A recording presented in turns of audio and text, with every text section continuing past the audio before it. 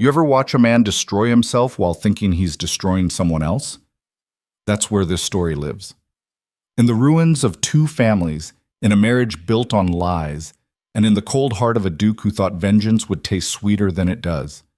Stay with me through this, because what starts as a simple revenge tale becomes something far more dangerous when the person you're supposed to hate becomes the only one who sees you clearly. Doug. The crystal chandelier above Adrian Blackthorne's head cost more than most London families would earn in 3 lifetimes. He stared at it now, watching the light fracture through 1,000 cut angles, each one sharp enough to draw blood if you got too close, much like everything else in Blackthorne Manor. He stood alone in the grand ballroom, the silence so complete he could hear his own heartbeat echoing off the marble floors. Tomorrow this room would be filled with London's elite, all of them whispering behind their fans and champagne glasses about the scandalous wedding of the season, the cold Duke of Blackthorne marrying an Ashford, the predator taking the lamb. Adrian's jaw tightened. They had no idea. His reflection stared back at him from the polished floor, a ghost of expensive tailoring and controlled rage.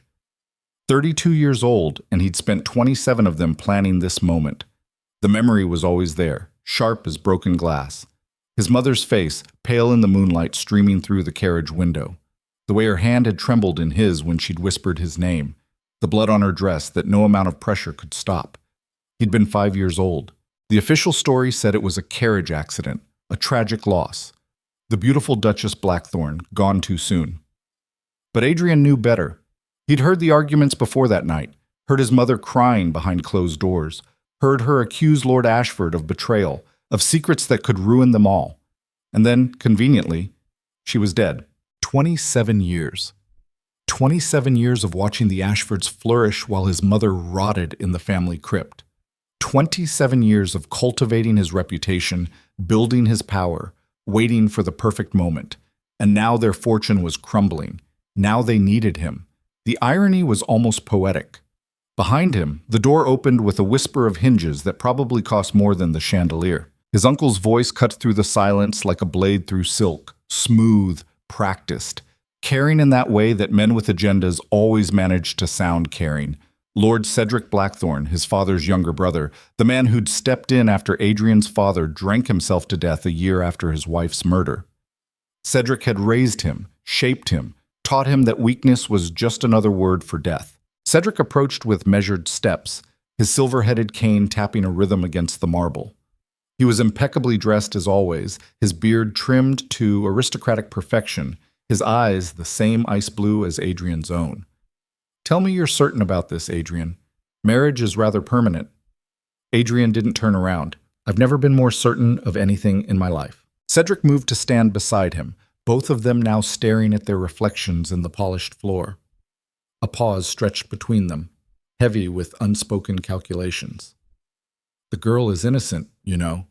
Whatever her father did, whatever that family is guilty of. Evelyn herself was barely born when your mother died. Adrian's laugh was cold enough to frost the windows. Innocence is just ignorance wearing a prettier dress. She carries their blood, their name. That's enough.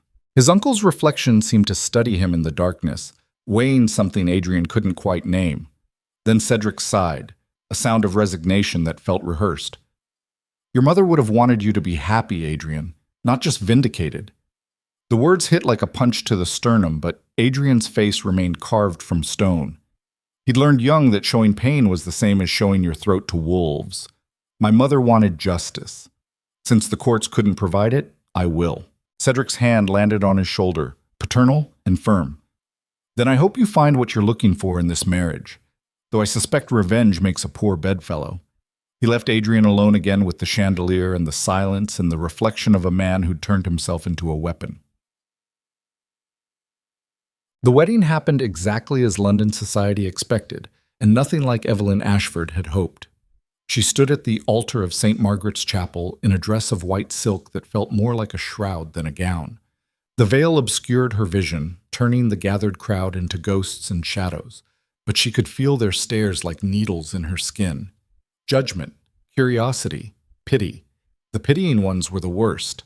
Beside her, Duke Adrian Blackthorne stood like a monument to cold fury dressed in mourning clothes. He hadn't looked at her once during the entire ceremony. Not when she'd walked down the aisle on her father's trembling arm. Not when the bishop had asked if he took this woman. Not even now, when they were supposed to be binding their lives together in holy matrimony. His I do had sounded like a curse. Evelyn's hand shook as she held the small bouquet of white roses her mother had insisted upon. Everything about this day felt wrong. The flowers were too perfect, the chapel too cold, the man beside her too distant, but she'd agreed to this. She'd said yes when her father had come to her 3 months ago, his face haggard with shame, and explained that the family was drowning in debt, that they'd lost everything to bad investments and worse luck, that Duke Blackthorn had made an offer that would save them all. Her father hadn't met her eyes when he'd said it. Your mother and I would never force you, Evelyn. But this could save us. All of us. So she'd said yes. Because that's what dutiful daughters did. They saved their families even when it meant selling themselves to men who looked at them like they were weapons instead of wives. The bishop droned on about love and fidelity and all the beautiful lies people told themselves about marriage. Evelyn barely heard him. She was too focused on the feeling of being utterly alone, despite the hundreds of people watching her surrender her life to a stranger. No, not a stranger. She'd met Adrian before, twice. The first time had been at a garden party 2 years ago. He'd looked at her then like she was something he'd stepped in. The second time had been when he'd come to formally ask for her hand. He'd barely glanced her direction during the entire meeting, addressing all his words to her father while she sat there like a piece of furniture being appraised and found wanting. She tried to speak to him once, to ask him why he wanted this marriage when he so clearly despised her. He'd turned those ice blue eyes on her with such contempt she'd actually taken a step back. Because your family name means something, Lady Evelyn, and I intend to collect on every debt your bloodline owes mine. She hadn't understood what he meant, still didn't, but the hatred in his voice had been clear enough. The bishop was saying something about rings now. Adrian turned to her for the first time, his movements mechanical, and took her hand. His grip was firm enough to hurt. He slid the gold band onto her finger with the same enthusiasm most men showed when signing legal documents. When he finally looked at her face, his expression was utterly empty. Like she wasn't even there. Like he'd already forgotten what she looked like. Then it was over. They were married. Bound by law and God, and the weight of expectations neither of them had chosen. Adrian released her hand the instant the bishop pronounced them husband and wife. The assembled crowd erupted in polite applause. Evelyn's father was crying, her mother looked like she might faint, and her new husband was already walking back down the aisle without waiting for her. Someone gasped. Whispers rippled through the chapel like poison spreading through water. Evelyn stood there, frozen, her bouquet trembling in her hands. The Duke of Blackthorn had just abandoned his bride at the altar. Her younger sister Margaret rushed forward to take her arm, her face flushed with anger and embarrassment. Come on, Evie, hold your head high. Don't let them see you break. Evelyn wanted to laugh at that. Break? She'd shattered the moment she'd agreed to this farce. Now she was just going through the motions of being whole. They walked down the aisle together, past the staring faces and whispered scandals. Adrian was already outside, climbing into the Blackthorn carriage without a backward glance. The driver looked uncomfortable, unsure whether to wait for the bride or follow his master's orders. Adrian solved the problem for him by slamming the carriage door shut. The driver flinched, then looked at Evelyn with something that might have been sympathy. Your Grace, shall I tell the Duke you'll be riding with your family to the reception? Evelyn felt Margaret's grip tighten on her arm, protective and furious. But before her sister could speak, Evelyn straightened her spine and lifted her chin. No, I'll ride with my husband. The word tasted like ash in her mouth, but she forced herself to say it anyway. She was Lady Blackthorn now, Duchess of a man who hated her, and if she was going to survive this marriage, she needed to stop hoping for kindness and start accepting cruelty. She crossed to the carriage on legs that felt like they belonged to someone else. The driver opened the door. Inside, Adrian sat with his face turned toward the window, every line of his body radiating dismissal. Evelyn climbed in anyway. The door closed behind her with a sound like a prison cell locking. The carriage lurched forward, and for the first time in her life, Evelyn Blackthorn now, understood what it meant to be truly alone in a room with another person. Minutes passed. The only sound was the clatter of wheels on cobblestone and the distant noise of London traffic. Adrian didn't move, didn't speak, didn't even seem to breathe. Finally, Evelyn couldn't bear the silence anymore. You could have at least pretended to want me there. His head turned slowly, like a predator acknowledging prey.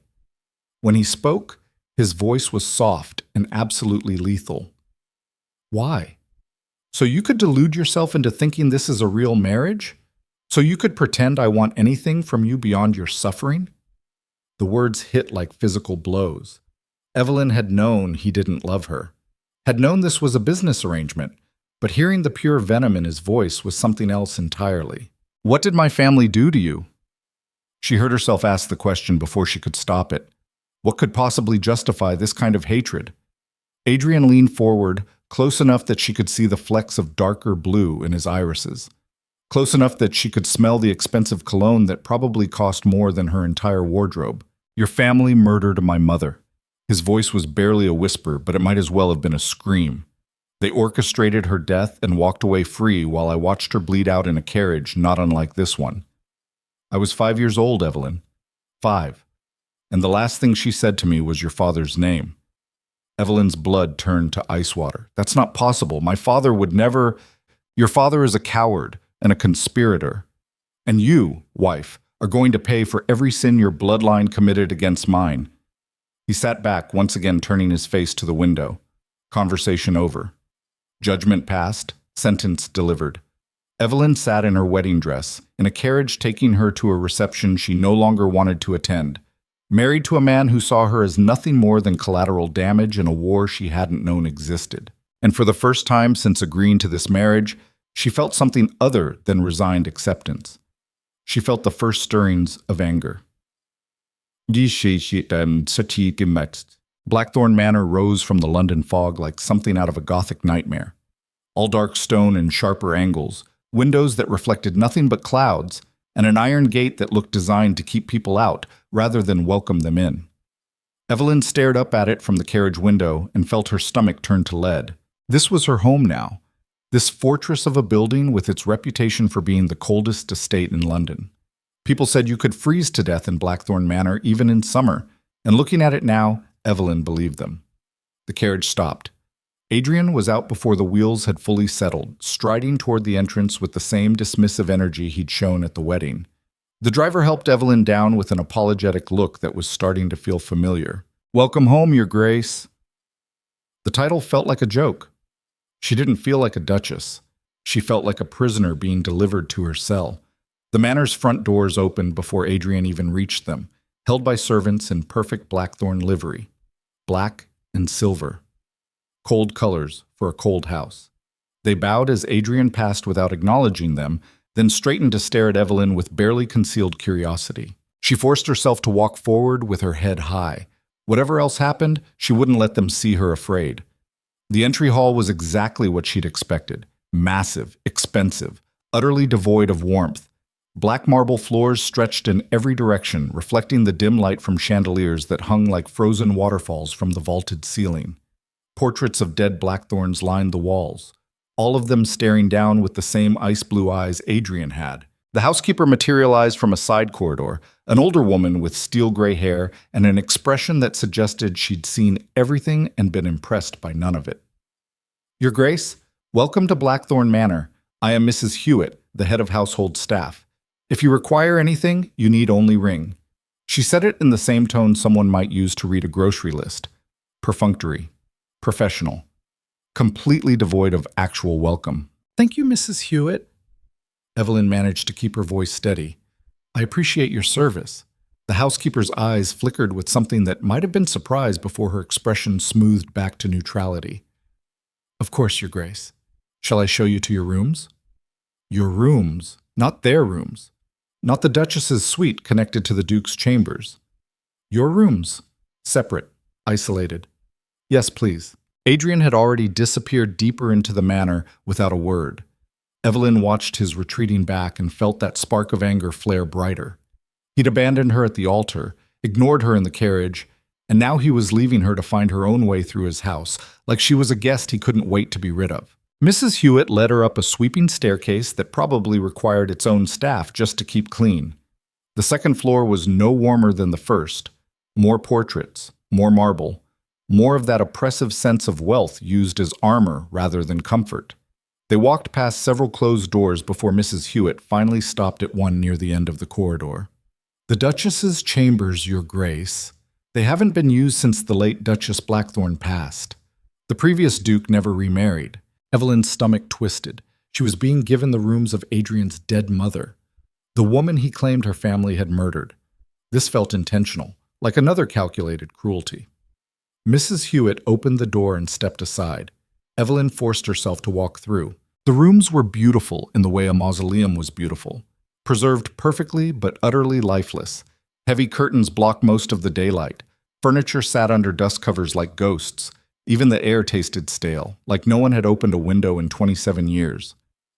"Your belongings will be brought up shortly," Mrs. Hewitt said from the doorway. "Dinner is served at 8. The Duke typically dines alone in his study, but you're welcome to take meals in the formal dining room if you prefer." More separation, more isolation, more reminders that she was unwanted here. "Does the Duke ever dine with company?" Evelyn heard herself ask. Mrs. Hewitt's expression was carefully neutral. "Not in my experience, Your Grace, but perhaps things will be different now that he's married." The way she said it made clear she believed no such thing. The housekeeper left, closing the door with a soft click that somehow sounded like a period at the end of a sentence. Evelyn stood alone in rooms that smelled like dust and old memories and tried not to feel like she'd been buried alive. She moved to the windows and yanked the curtains open. Sunlight flooded in, revealing just how thoroughly time had stopped in this place.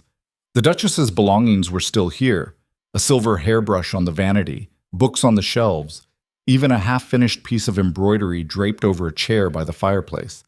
It was like walking into a shrine. Evelyn picked up the hairbrush, studying her reflection in the tarnished silver. She wondered what Adrian's mother had looked like, whether they'd had the same eyes, the same hands, whether Adrian saw his mother when he looked at her, or if he only saw an Ashford. Probably the latter. A knock at the door made her jump. 2 servants entered carrying her trunks, moving with practiced efficiency to place them near the wardrobe. They didn't meet her eyes, didn't speak beyond murmured courtesies, just did their work and left as quickly as possible. Evelyn unpacked slowly, filling the dead Duchess's wardrobe with her own dresses, replacing ghost with flesh, even if she felt more like the former than the latter. By the time 8 o'clock arrived, she'd managed to make the rooms look slightly less like a museum and slightly more like a place a living person might exist. She'd changed into a dinner dress of deep green silk, pinned her hair up in a style her mother always said made her look sophisticated, and tried to convince herself she wasn't terrified of facing her husband across a dining table. But when she made her way downstairs and found the formal dining room, she discovered she needn't have worried. Adrian wasn't there. A single place setting sat at one end of the massive table, looking absurdly small in the cavernous space. The servant served her in silence. Course after course of food she barely tasted, each one a reminder that she was dining alone on her wedding night. When she finally retreated back to her rooms hours later, exhausted and angry and more alone than she'd ever felt in her life, she passed Adrian's study. The door was cracked open just enough to see inside. He sat at his desk, surrounded by papers and ledgers, a glass of whiskey at his elbow. He looked up as she passed, their eyes meeting for a fraction of a second. Then he reached out and pushed the door closed. The click of the latch sounded like a gunshot in the silent corridor. Evelyn stood there for a long moment, staring at the closed door, feeling that anger burn brighter and hotter in her chest. He wanted to make her suffer? Fine. She could suffer. She'd been doing it her whole life in one way or another, but she'd be damned if she'd suffer silently. If Adrian Blackthorne wanted a war, she'd give him one. Just maybe not the war he was expecting. Ian 3 weeks into the marriage, London society was having a field day. The Duke and Duchess of Blackthorne had become the scandal of the season. Everyone had a story. The Duke who ignored his wife at every social function, the Duchess who smiled through it all with a grace that made people whisper about tragedy and romance in the same breath. The cold marriage that was clearly anything but loving. Evelyn heard the whispers everywhere she went. At the modiste shop where she was ordering new dresses because Adrian had made it clear she was expected to dress the part of Duchess even if he refused to treat her like one. At the morning calls she forced herself to attend because hiding would only prove she was defeated. Even in her own house, where the servants tried and failed to hide their pity. She was becoming London's favorite tragic figure, the beautiful young duchess trapped in a loveless marriage to a cruel man. The problem was, it was all true. Adrian's campaign of humiliation was methodical and devastating. He never raised his voice, never laid a hand on her, but his cruelty was precise as surgery and twice as painful. He refused to acknowledge her in public. When they attended balls together, he would escort her to the door and then leave her to fend for herself, while he disappeared into card rooms or darkened corners with men who looked at her with the same disdain their duke showed. When she tried to engage him in conversation at the few dinners they were forced to share, he would answer in monosyllables without looking up from his plate. Once, at a dinner party hosted by Lord and Lady Pemberton, another woman had made a cutting remark about Evelyn's dress. Adrian had been standing right beside her. He'd heard it. Evelyn had seen his jaw tighten, seen something flicker in his eyes. For a moment, she'd thought he might defend her. Instead, he'd laughed. Actually laughed. Then added, "My wife has many talents, Lady Pemberton. Fashion simply isn't among them." The room had frozen. Evelyn had felt the shame wash over her like ice water. But she'd smiled, forced herself to smile and laugh as if it were all a joke she was in on. Later that night, alone in her rooms, she'd torn the dress off and thrown it in the fire. But the worst was yet to come. It happened on a Tuesday evening. Evelyn had been reading in the library, one of the few rooms in Blackthorn Manor that didn't feel like a tomb.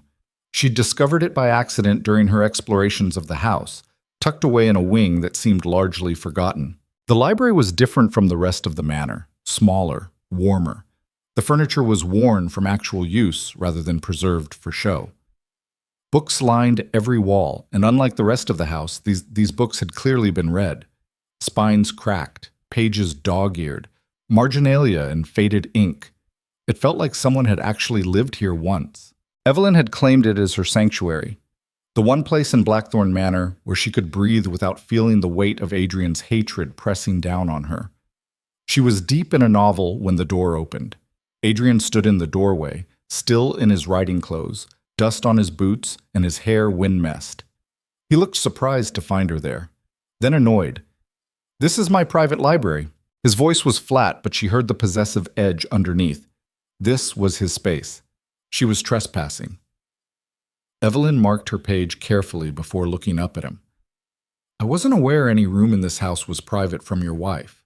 His eyes flashed. "Don't." "Don't what? Don't call myself your wife? Don't pretend this marriage is real? Don't exist in your precious sanctuary?" She heard her voice rising and couldn't bring herself to care. "You've made it abundantly clear that you want nothing to do with me, Adrian. The least you could do is let me find corners of this prison where I don't have to feel your hatred every moment of every day." She stood, clutching the book like a shield. The words kept coming, weeks of silence and swallowed anger finally finding their voice. "I have tried to be patient with you. I have tried to understand whatever vendetta you think my family owes yours. I have let you humiliate me in public and ignore me in private. I have asked nothing of you except basic human decency, and you can't even give me that." Her hands were shaking. She could feel tears threatening, but she refused to let them fall. Not in front of him. Not ever. "So yes, I'm using your library, I'm using your house. Because whether you like it or not, this is my home now too. And if you have a problem with that, perhaps you should have thought about the consequences before you married someone you despise." The silence that followed was deafening. Adrian stared at her like he'd never actually seen her before, like she'd suddenly become real instead of just a convenient target for his rage. Something moved behind his eyes. Surprise, maybe, or an anger, or something she couldn't name. Then his expression shuttered closed again. When he spoke, his voice was soft and absolutely lethal. "You want to know why I hate you, Evelyn? You want to understand the consequences?" He moved into the room with predatory grace, each step deliberate.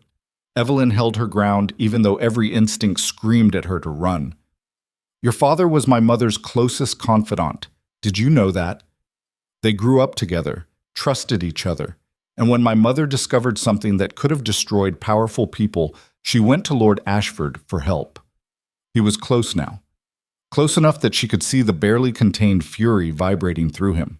Instead of helping her, he betrayed her, told the very people she was afraid of exactly what she knew.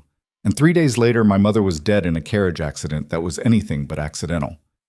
Evelyn's heart stopped. That's not true. My father would never. Adrian's laugh was bitter and broken. Wouldn't he? Your family has always been so good at self-preservation, so good at doing whatever necessary to maintain your position. My mother was an inconvenient conscience, so they removed her. He leaned in closer, his voice dropping to a whisper that somehow felt louder than shouting. And now I have what they wanted to protect most, their precious daughter, their good family name. And I'm going to burn it all down piece by piece until there's nothing left but ashes and regret. He straightened, already turning away. Use whatever rooms you want, wife. Read whatever books you choose. Make yourself at home in this prison. Because the more comfortable you get, the more it will hurt when I take it all away. He left her standing there in the library, surrounded by books, and the wreckage of any hope she'd had that there might be something human underneath his cruelty. Evelyn sank back into the chair, the novel falling forgotten to the floor, and for the first time since her wedding day, she let herself cry. Lord Cedric Blackthorne watched his nephew destroy himself with the same fascinated horror one might watch a man tear open his own stitches. Adrian had always been single-minded, focused. It was what made him such an effective duke. But this obsession with revenge was something else entirely. This was self-immolation disguised as justice. Cedric stood in Adrian's study now, watching the younger man pore over documents that had nothing to do with estate business and everything to do with dismantling the Ashford family piece by systematic piece. You're losing yourself in this, Adrian. Adrian didn't look up from his papers. I'm finding myself in this. There's a difference. Is there? Because from where I stand, you're becoming the very thing you claim to hate. Cruel, obsessed, willing to destroy an innocent to reach the guilty. That finally made Adrian look up. His eyes were bloodshot from lack of sleep, his jaw tight with exhaustion and determination. She's not innocent. She's an Ashford. She's your wife. And she's done nothing to deserve the way you're treating her. Cedric had met Evelyn several times now. She'd come to him twice, actually, seeking advice on how to navigate her new life as Duchess Blackthorne. Both times she'd been unfailingly polite, genuinely kind, and so obviously hurt by Adrian's coldness that Cedric had felt something he hadn't expected. Guilt. He should have stopped this marriage, should have talked Adrian out of it, should have done 1,000 things differently. But he'd let Adrian walk into this trap of his own making because Cedric had believed, foolishly, it seemed, that actually living with an Ashford might show Adrian that his mother's death was more complicated than he believed. Instead, Adrian was just digging his claws in deeper. You're going to regret this, Cedric said quietly. One day, you're going to wake up and realize what you've destroyed.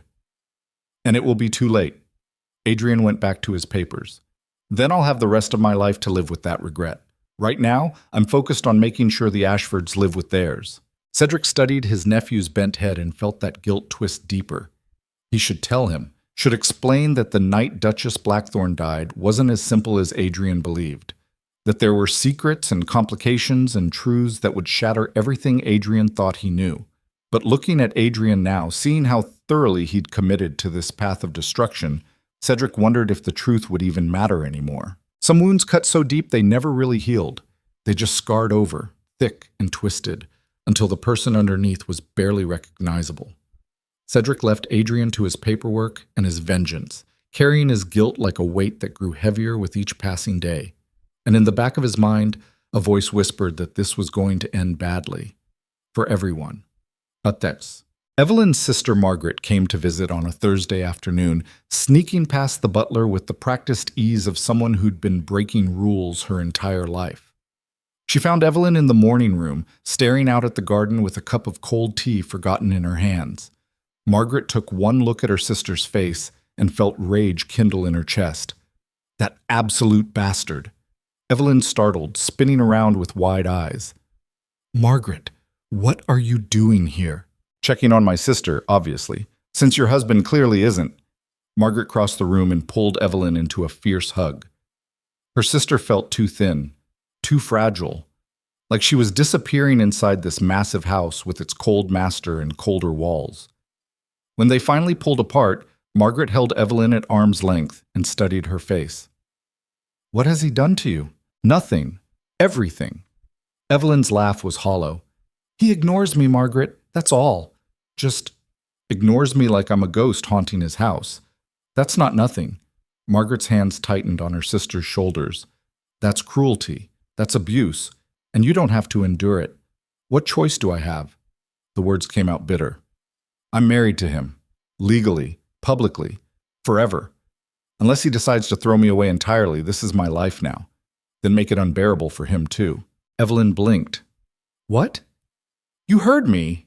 She guided Evelyn back to the settee and sat beside her, voice dropping to a conspiratorial whisper.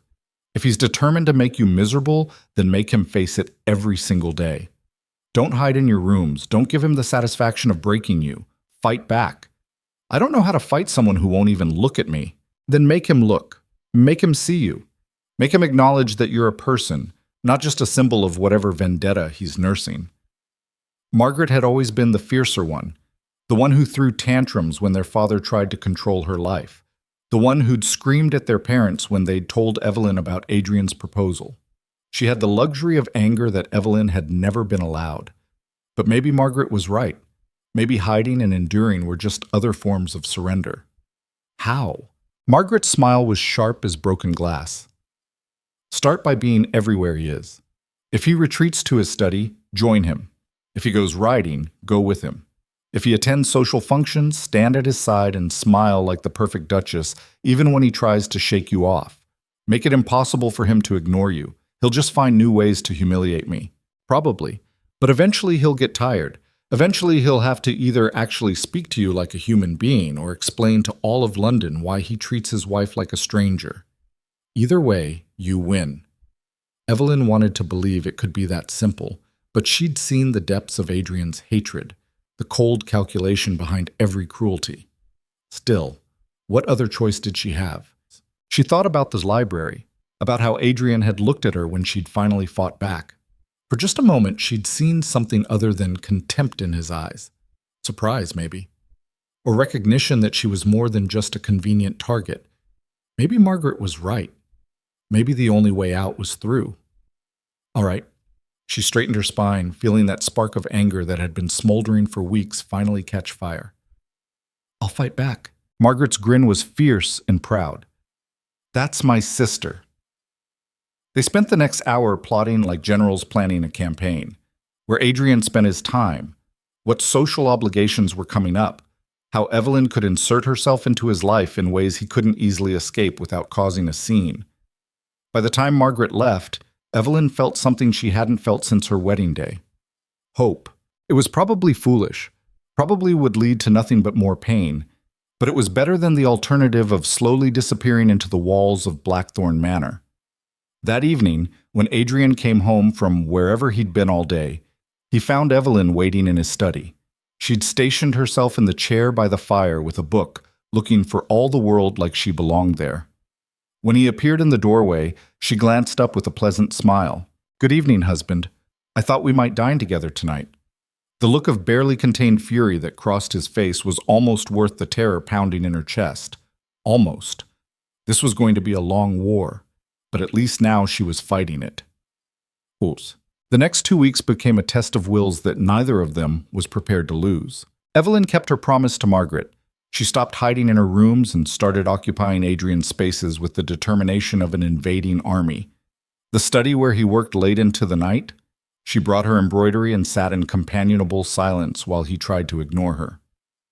The morning room where he took breakfast, she joined him with a newspaper and made small talk he refused to return. The stables where he went to ride away his frustrations, she requested her own mare and rode beside him despite his obvious displeasure. At first, Adrian simply left whenever she appeared, but as Evelyn had predicted, that became harder to do without looking like he was running from his own wife, especially when servants started noticing, when society started talking. So he adapted.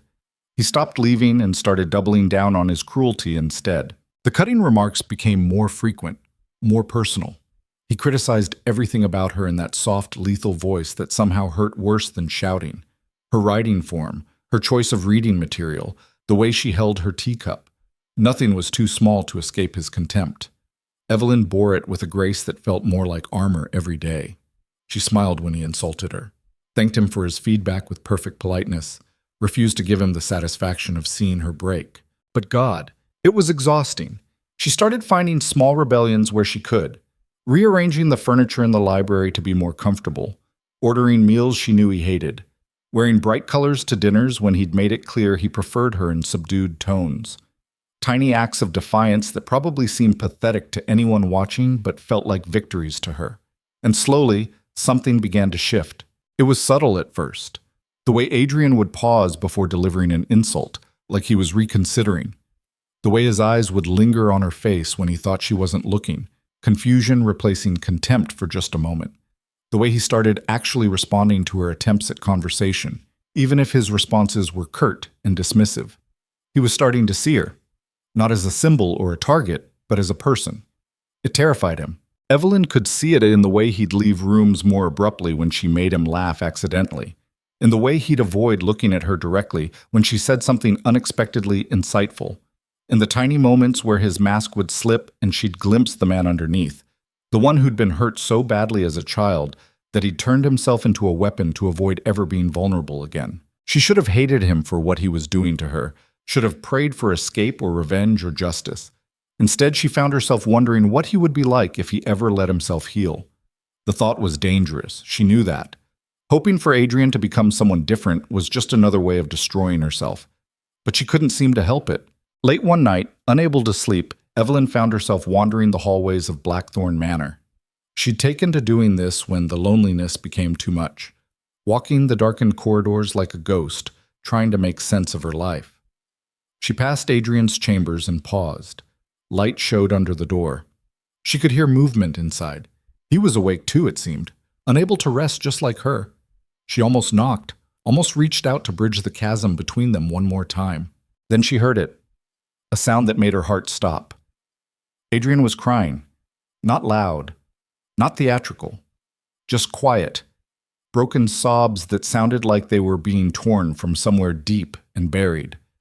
The sound of a man who'd been holding himself together for so long that the cracks were finally showing through.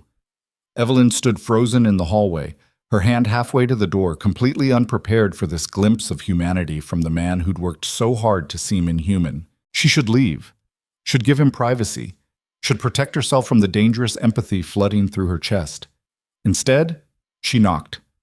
The crying stopped instantly. Silence stretched for several long seconds. Then Adrian's voice, rough and carefully controlled. "Go away, Evelyn." She leaned her forehead against the door, speaking to the wood between them. "I heard you." More silence. When he spoke again, his voice was barely above a whisper, but she heard the warning in it clear as a blade against her throat.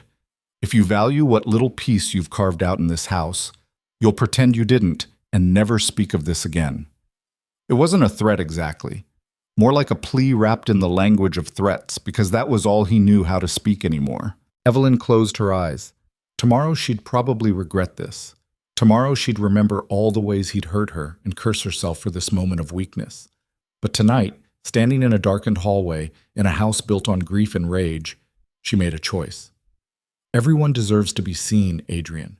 Even you. She didn't wait for a response, just turned and walked back to her own rooms, her heart pounding with the terrifying realization that somewhere along the way, she'd stopped seeing her husband as just her tormentor. She'd started seeing him as a prisoner in the same cell she was trapped in. And that changed everything. The invitation arrived on a Monday morning, delivered by a royal courier who looked far too pleased with himself for Evelyn's comfort. Lord Cedric opened it in the breakfast room where Evelyn was taking tea alone as usual. His face went pale as he read, then carefully neutral as he looked up at her. "The king is hosting a masquerade ball. 2 weeks from Saturday. You and Adrian are invited." He paused, clearly weighing his next words. "Attendance is expected, not requested." Expected. Evelyn's stomach dropped. A masquerade, masks and pretense, and all of London's elite packed into the royal palace. The perfect stage for more public humiliation. "I see." Cedric set the invitation down and studied her with an expression she couldn't quite read. "How are you, Evelyn?" "Truly?" The question surprised her. Cedric had been kind since her arrival at Blackthorn Manor, but he'd always maintained a certain distance, as if he wasn't quite sure what to make of her either. "I'm surviving," she said honestly, "which is perhaps the best I can hope for. You shouldn't have to merely survive your own marriage. No. But then, this was never meant to be a real marriage, was it? Just another weapon in Adrian's arsenal. Cedric flinched slightly at that. For a moment, he looked like he wanted to say something, confess something. Then the moment passed, and he was carefully neutral again. He's not entirely the man he's presenting himself to be. My nephew has reasons for his anger, valid ones. But the way he's choosing to express that anger, he trailed off, shaking his head. Evelyn leaned forward. Lord Cedric, what really happened to his mother? The older man's eyes sharpened. What has Adrian told you? That my father betrayed her, that the Ashford family had her killed. She watched his face carefully. Is it true? Cedric was quiet for a long moment. When he finally spoke, his voice was measured. Careful. The truth is complicated. Your father and the late Duchess were close. Too close, some said. There were rumors. Impropriety. Scandal brewing. And then she died in circumstances that were, suspicious. Whether your father was directly involved or simply connected to those who were, I cannot say with certainty. But Adrian believes he was. Adrian needs to believe someone is responsible. Otherwise, his mother's death is just a random tragedy. And tragedy without a villain is unbearable for a 5-year-old boy to process. Evelyn felt something shift in her understanding. Adrian wasn't just seeking revenge. He was seeking meaning, purpose, a way to make sense of senseless loss. It didn't excuse his cruelty, but it explained it in a way that made her heart ache. What should I do? She heard herself ask the question like Cedric might have an answer that would fix everything. He smiled sadly. Survive, Evelyn, just as you've been doing.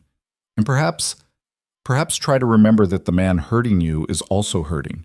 It doesn't make it right, but it might make it bearable. He left her alone with the invitation and her thoughts. 2 weeks until a masquerade ball where she'd have to stand beside her husband and pretend to be the perfect duchess while he found new ways to punish her. 2 weeks to prepare for another battle in a war she hadn't chosen but was determined not to lose.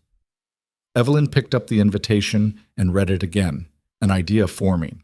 If they were going to wear masks anyway, perhaps it was time to show London something other than the tragic duchess and her cruel husband. Perhaps it was time to give them a mystery. She rang for a servant and requested parchment and ink. She had letters to write, allies to gather, a plan to set in motion. Adrian wanted to destroy her family's name. Then she'd make sure everyone in London was watching when it happened, because if she was going down, she'd do it with her eyes open and her head held high. And maybe, just maybe, she'd take a few of Adrian's carefully constructed walls down with her. The dress arrived 3 days before the masquerade, delivered in a box wrapped in midnight blue silk that felt like touching expensive secrets. Evelyn opened it alone in her chambers, Mrs. Hewitt having left her with a knowing look that suggested even the housekeeper was rooting for some kind of rebellion. Inside, layers of tissue paper revealed a gown that made her breath catch. It was the color of fresh blood, deep crimson silk that seemed to absorb light rather than reflect it. The bodice was fitted with black lace overlay, designed to scandalize and entrance in equal measure. This wasn't the dress of a meek duchess. This was armor disguised as seduction. Margaret had outdone herself. Evelyn lifted it from the box and held it against her body, studying her reflection in the mirror. The woman staring back looked like a stranger, someone capable of fighting, someone who refused to disappear. She wondered what Adrian would think when he saw it, whether it would anger him or disturb him or force him to actually see her as something other than a convenient target for 27 years of misdirected rage. Probably all three. The thought made her smile. Downstairs she could be bit. She could hear Adrian moving through the house. His footsteps were distinctive now, after weeks of learning his patterns. Heavy, purposeful. The walk of a man who owned everything he touched and wanted none of it. She'd barely seen him since that night she'd heard him crying. He'd been avoiding her more than usual, which she took as confirmation that her words had landed somewhere vulnerable. Good. Let him feel exposed for once. Let him understand what it was like to have someone see past the walls you built. A knock at her door interrupted her thoughts. She called entry, expecting a servant, and got Lord Cedric instead. He looked troubled. More troubled than she'd seen him since her wedding day. Evelyn, might I have a word? She gestured to the sitting area near the windows. Of course. Is something wrong? Cedric settled into a chair with the careful movements of a man carrying weight he didn't know how to put down. He studied her face for a long moment before speaking. What do you know about the night Adrian's mother died? The question caught her off guard. Only what Adrian told me, that my father betrayed her, that she was murdered because of secrets she discovered. Cedric's jaw tightened. And do you believe that's the whole truth? I don't know what to believe anymore. She met his eyes steadily. Everyone keeps telling me the story is complicated, but no one will actually tell me what happened. The older man was quiet, clearly wrestling with something. When he finally spoke, his voice was careful, controlled in a way that suggested he was editing as he went. Your father and the Duchess were childhood friends. Inseparable, really. There were always questions about the nature of their relationship, whether it ever crossed certain lines. She paused, looking at Evelyn with an expression that might have been pity. Adrian himself has his father's coloring, the late Duke's hair, his build. But those eyes... He trailed off, letting her fill in the implications. Evelyn felt ice slide down her spine. You're saying Adrian might be my father's son? I'm saying there were rumors, suspicions, nothing ever proven. But the late Duke believed them. And when the Duchess died, he convinced himself she'd been killed to hide the affair, to protect the Ashford family's reputation. So Adrian grew up thinking my father murdered his mother, when really, his mother may have died because she was caught between two powerful men and their egos. Cedric leaned forward. I'm telling you this because you need to understand what you're dealing with. Adrian's entire identity is built on a version of events that may not be true. If he ever discovers that, he'll shatter completely. The words hung in the air between them, heavy with implications neither wanted to examine too closely. Why tell me this now? Evelyn heard herself ask. Because you're getting under his skin.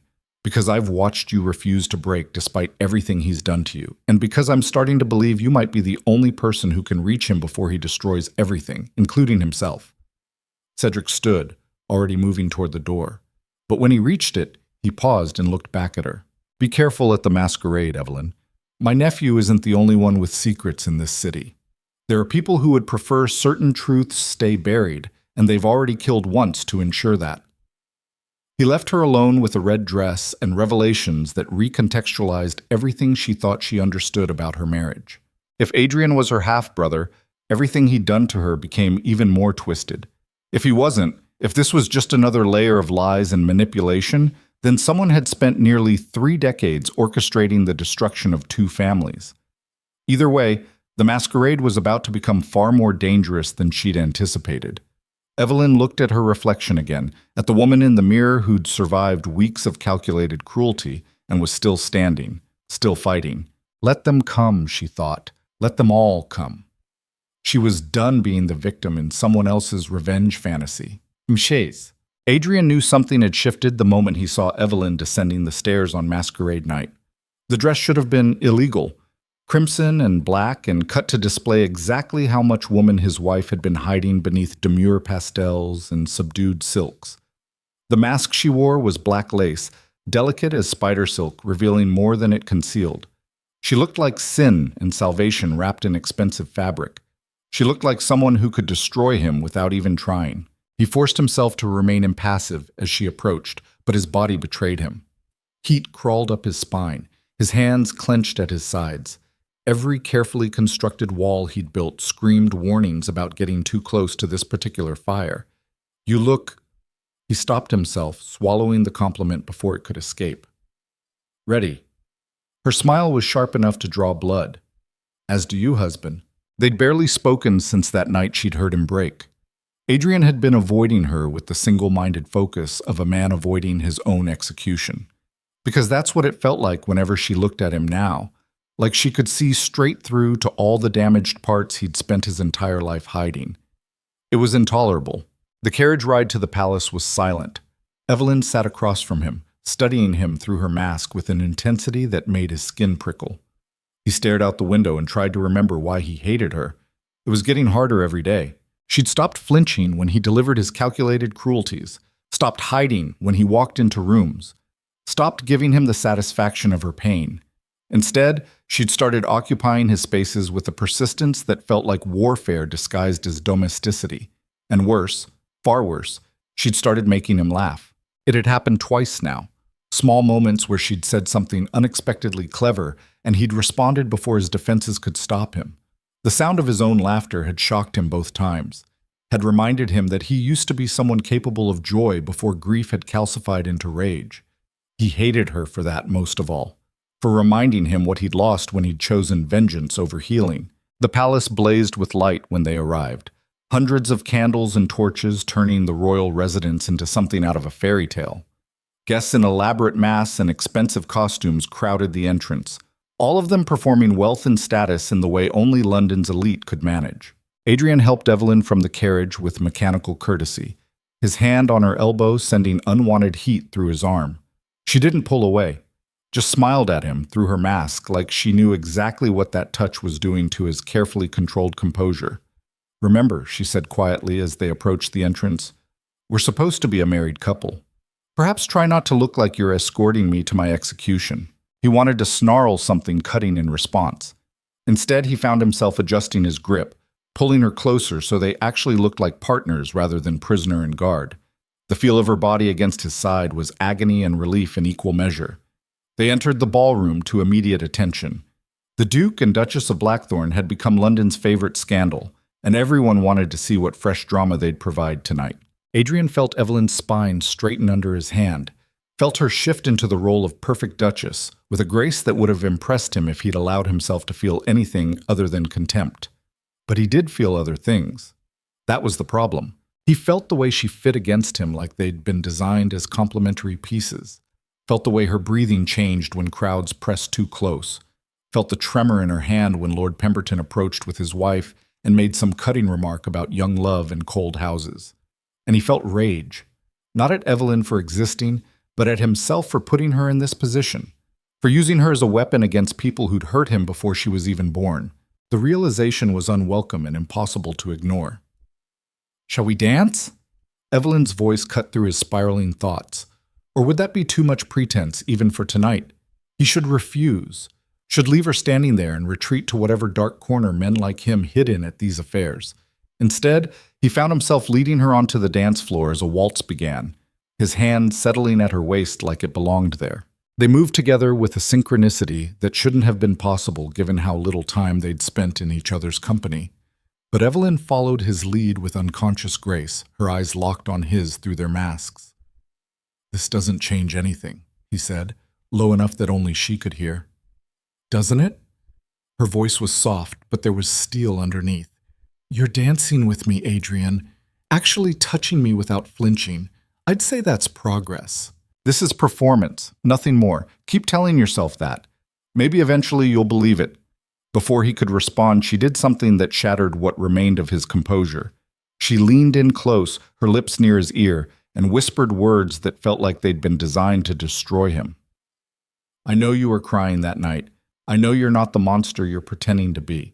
And I know that terrifies you more than anything I could possibly do to fight back." She pulled back, smiling like she'd just commented on the weather, and continued dancing as if she hadn't just detonated a bomb in the center of his carefully constructed defenses. Adrian's hand tightened on her waist, his jaw locked. Every instinct screamed at him to push her away, to say something cruel enough to make her hurt the way her words had just hurt him. Instead, he pulled her closer and kept dancing. Because she was right. He was terrified. Terrified of what it meant that he'd started looking forward to finding her in his study. Terrified of how much her presence had begun to ease the constant ache of loneliness he'd been carrying for 27 years. Terrified that maybe, just maybe, he'd married the wrong Ashford to hate. The waltz ended. They separated. And Adrian did what he always did when emotions threatened to overwhelm him. He ran. He released Evelyn without a word and disappeared into the crowd, leaving her standing alone on the dance floor while whispers erupted around her. Another public humiliation. Another reminder that the Duke of Blackthorn couldn't bear his wife's company. But this time, something was different. This time, he wasn't running from her. He was running from himself. Evelyn stood abandoned on the dance floor and felt something inside her shift from hope to determination. She'd gotten to him. cracked something in that armor he wore like a second skin, and if she could crack it once, she could do it again. She lifted her chin and smiled at the gathered crowd like nothing had happened, then made her way toward the refreshment tables with the measured grace of a woman who refused to be embarrassed. Lady Caroline Ashford materialized at her elbow almost immediately. Evelyn's mother, dressed in pale blue silk and looking 20 years older than she had at the wedding. "Evelyn, darling, are you—" Her mother's voice trailed off, unable to finish the question.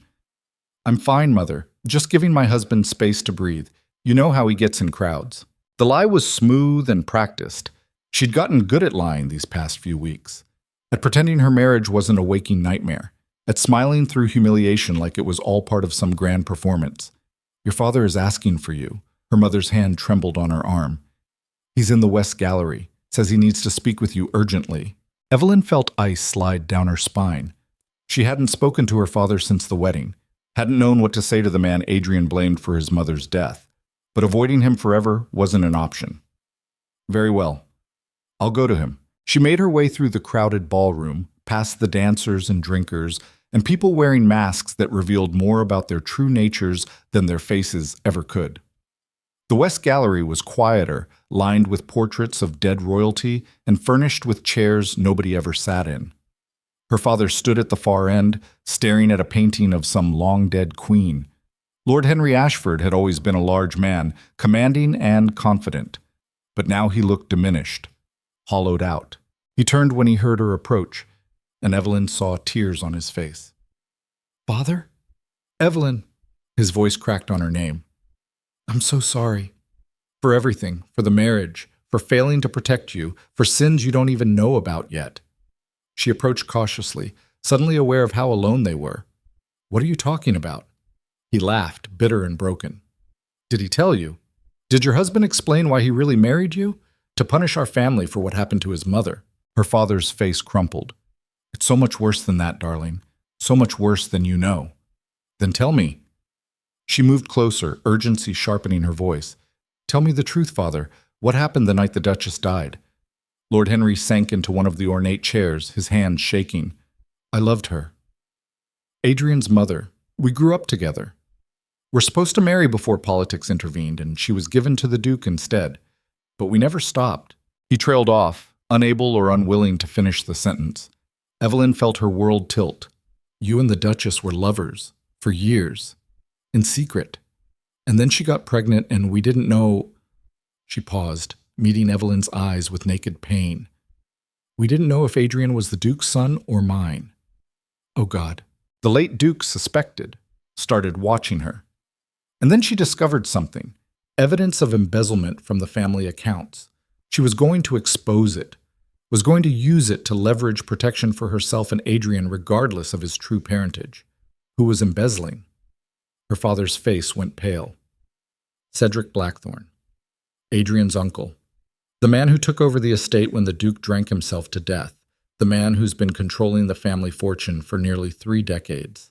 The pieces clicked together with sickening clarity. Cedric had orchestrated the Duchess's death to hide his crimes, had let Adrian believe the Ashfords were responsible, had spent years manipulating his nephew's grief into a weapon he could point wherever he chose. Does Adrian know? No. Cedric has been very careful, has fed Adrian just enough truth mixed with lies to keep him focused on hating us instead of investigating his own family. Evelyn's mind raced. This changed everything. If Adrian discovered his uncle had murdered his mother, had spent decades lying to him, had used him as a puppet in some elaborate scheme to maintain control. "We have to tell him." Her father grabbed her hand, desperate. "We can't. Not yet. Cedric has the evidence buried, has paid off anyone who might talk. If we accuse him without proof, he'll deny everything, and Adrian will never believe us over his own blood. Then we get proof." "Evelyn." Her father's voice was gentle and defeated. "We've been trying for years, your mother and I. That's why our fortune disappeared. We've spent everything trying to gather evidence against Cedric, trying to clear our name. But he's too careful, too connected. Then we make him careless." The voice came from behind them. Both Evelyn and her father spun around to find Adrian standing in the gallery entrance, his mask removed and his face absolutely bloodless. How long had he been listening? "Long enough," Adrian said, answering her unspoken question. His voice was eerily calm, the kind of calm that came before complete breakdown. Long enough to hear my father-in-law confess to adultery with my mother. Long enough to learn that I might be an Ashford bastard. Long enough to discover that the man I've trusted my entire life may have murdered the only person who ever loved me. He moved into the gallery with predatory grace, each step measured and controlled. Lord Henry stood, positioning himself protectively between Adrian and Evelyn. Adrian, you must understand. Must I? Adrian's laugh was sharp enough to draw blood. Must I understand how everyone I've ever trusted has lied to me? How my entire existence is built on manipulation and secrets? How I've spent 27 years hating the wrong people? His eyes found Evelyn's across the space between them. How I've tortured my wife for sins she never committed? The raw agony in his voice made Evelyn's heart crack. She moved around her father, approaching Adrian despite the obvious danger radiating off him in waves. Adrian, don't. He held up a hand to stop her, and she saw it was shaking. Don't try to comfort me. Don't try to tell me it will be fine. Nothing about this is fine. Nothing about what I've done to you is forgivable. You're right. Her honesty seemed to surprise him. What you've done is unforgivable. You've humiliated me, degraded me, made me question my worth as a human being, all for a revenge that was based on lies. She closed the distance between them, standing near enough to see the shattered pieces of the man who'd spent weeks destroying her. But you're also a victim in this, Adrian. We both are. And we can either let Cedric win by tearing each other apart, or we can fight back. Together. Why would you help me, after everything I've done to you? Because despite your best efforts to make me hate you, I've started to understand you. And because someone needs to stop treating you like a weapon and start treating you like a person who deserves the truth. Adrian stared at her like she'd spoken in a foreign language, like the concept of someone choosing him despite knowing his worst qualities was completely incomprehensible. Before he could respond, footsteps echoed in the gallery. Lord Cedric appeared, flanked by two men Evelyn didn't recognize. His expression was pleasant, but his eyes were cold as winter. There you all are. I've been looking everywhere. His gaze swept over the three of them, calculating and assessing. Such a serious conversation for a masquerade.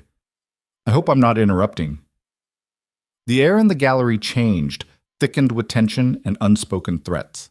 Evelyn felt Adrian tense beside her, saw her father's face go pale, and understood with sudden, terrifying clarity.